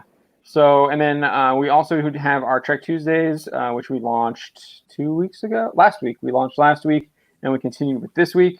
A lot of fun. We're currently, there's not a lot of Trek news. Well, there is. Jorge's on it, as he mentioned, and we will be covering Trek news on those. But we're also doing discussion of Deep Space Nine, and we started with season 1, and we are going to be up to season 3 this upcoming Tuesday, and those start at 3 p.m. Eastern. So make sure you tune in for those and watch along with us and talk with us about Deep Space Nine. It's a very so far it's been a very good Star Trek show, and we're really enjoying it. Heck yeah, and if we get lucky, we can totally expand on other sci-fi shows. Y'all remember Space Above and Beyond? Yeah, I remember that. That's a very show. Oh my god, I love it. Very show. underrated, awesome show. Yeah. This is where you want to be at, everyone. When we talk about sci-fi, we cover everything on this channel. Yeah, John Willis is saying no Trek news is glorious. I think in the state of Trek right now, no news is probably good news. True. All right, well, thank you all for joining us. I hope you all have a great night, and if we don't see you by the 4th of July, I hope you have a happy Independence Day and you celebrate the greatness of the United States of America. On the face of the planet. Good night, everyone. Have a great night, guys. Remember to fight the BS, Patriots. Don't pull down any statues. Eat plenty of cookies.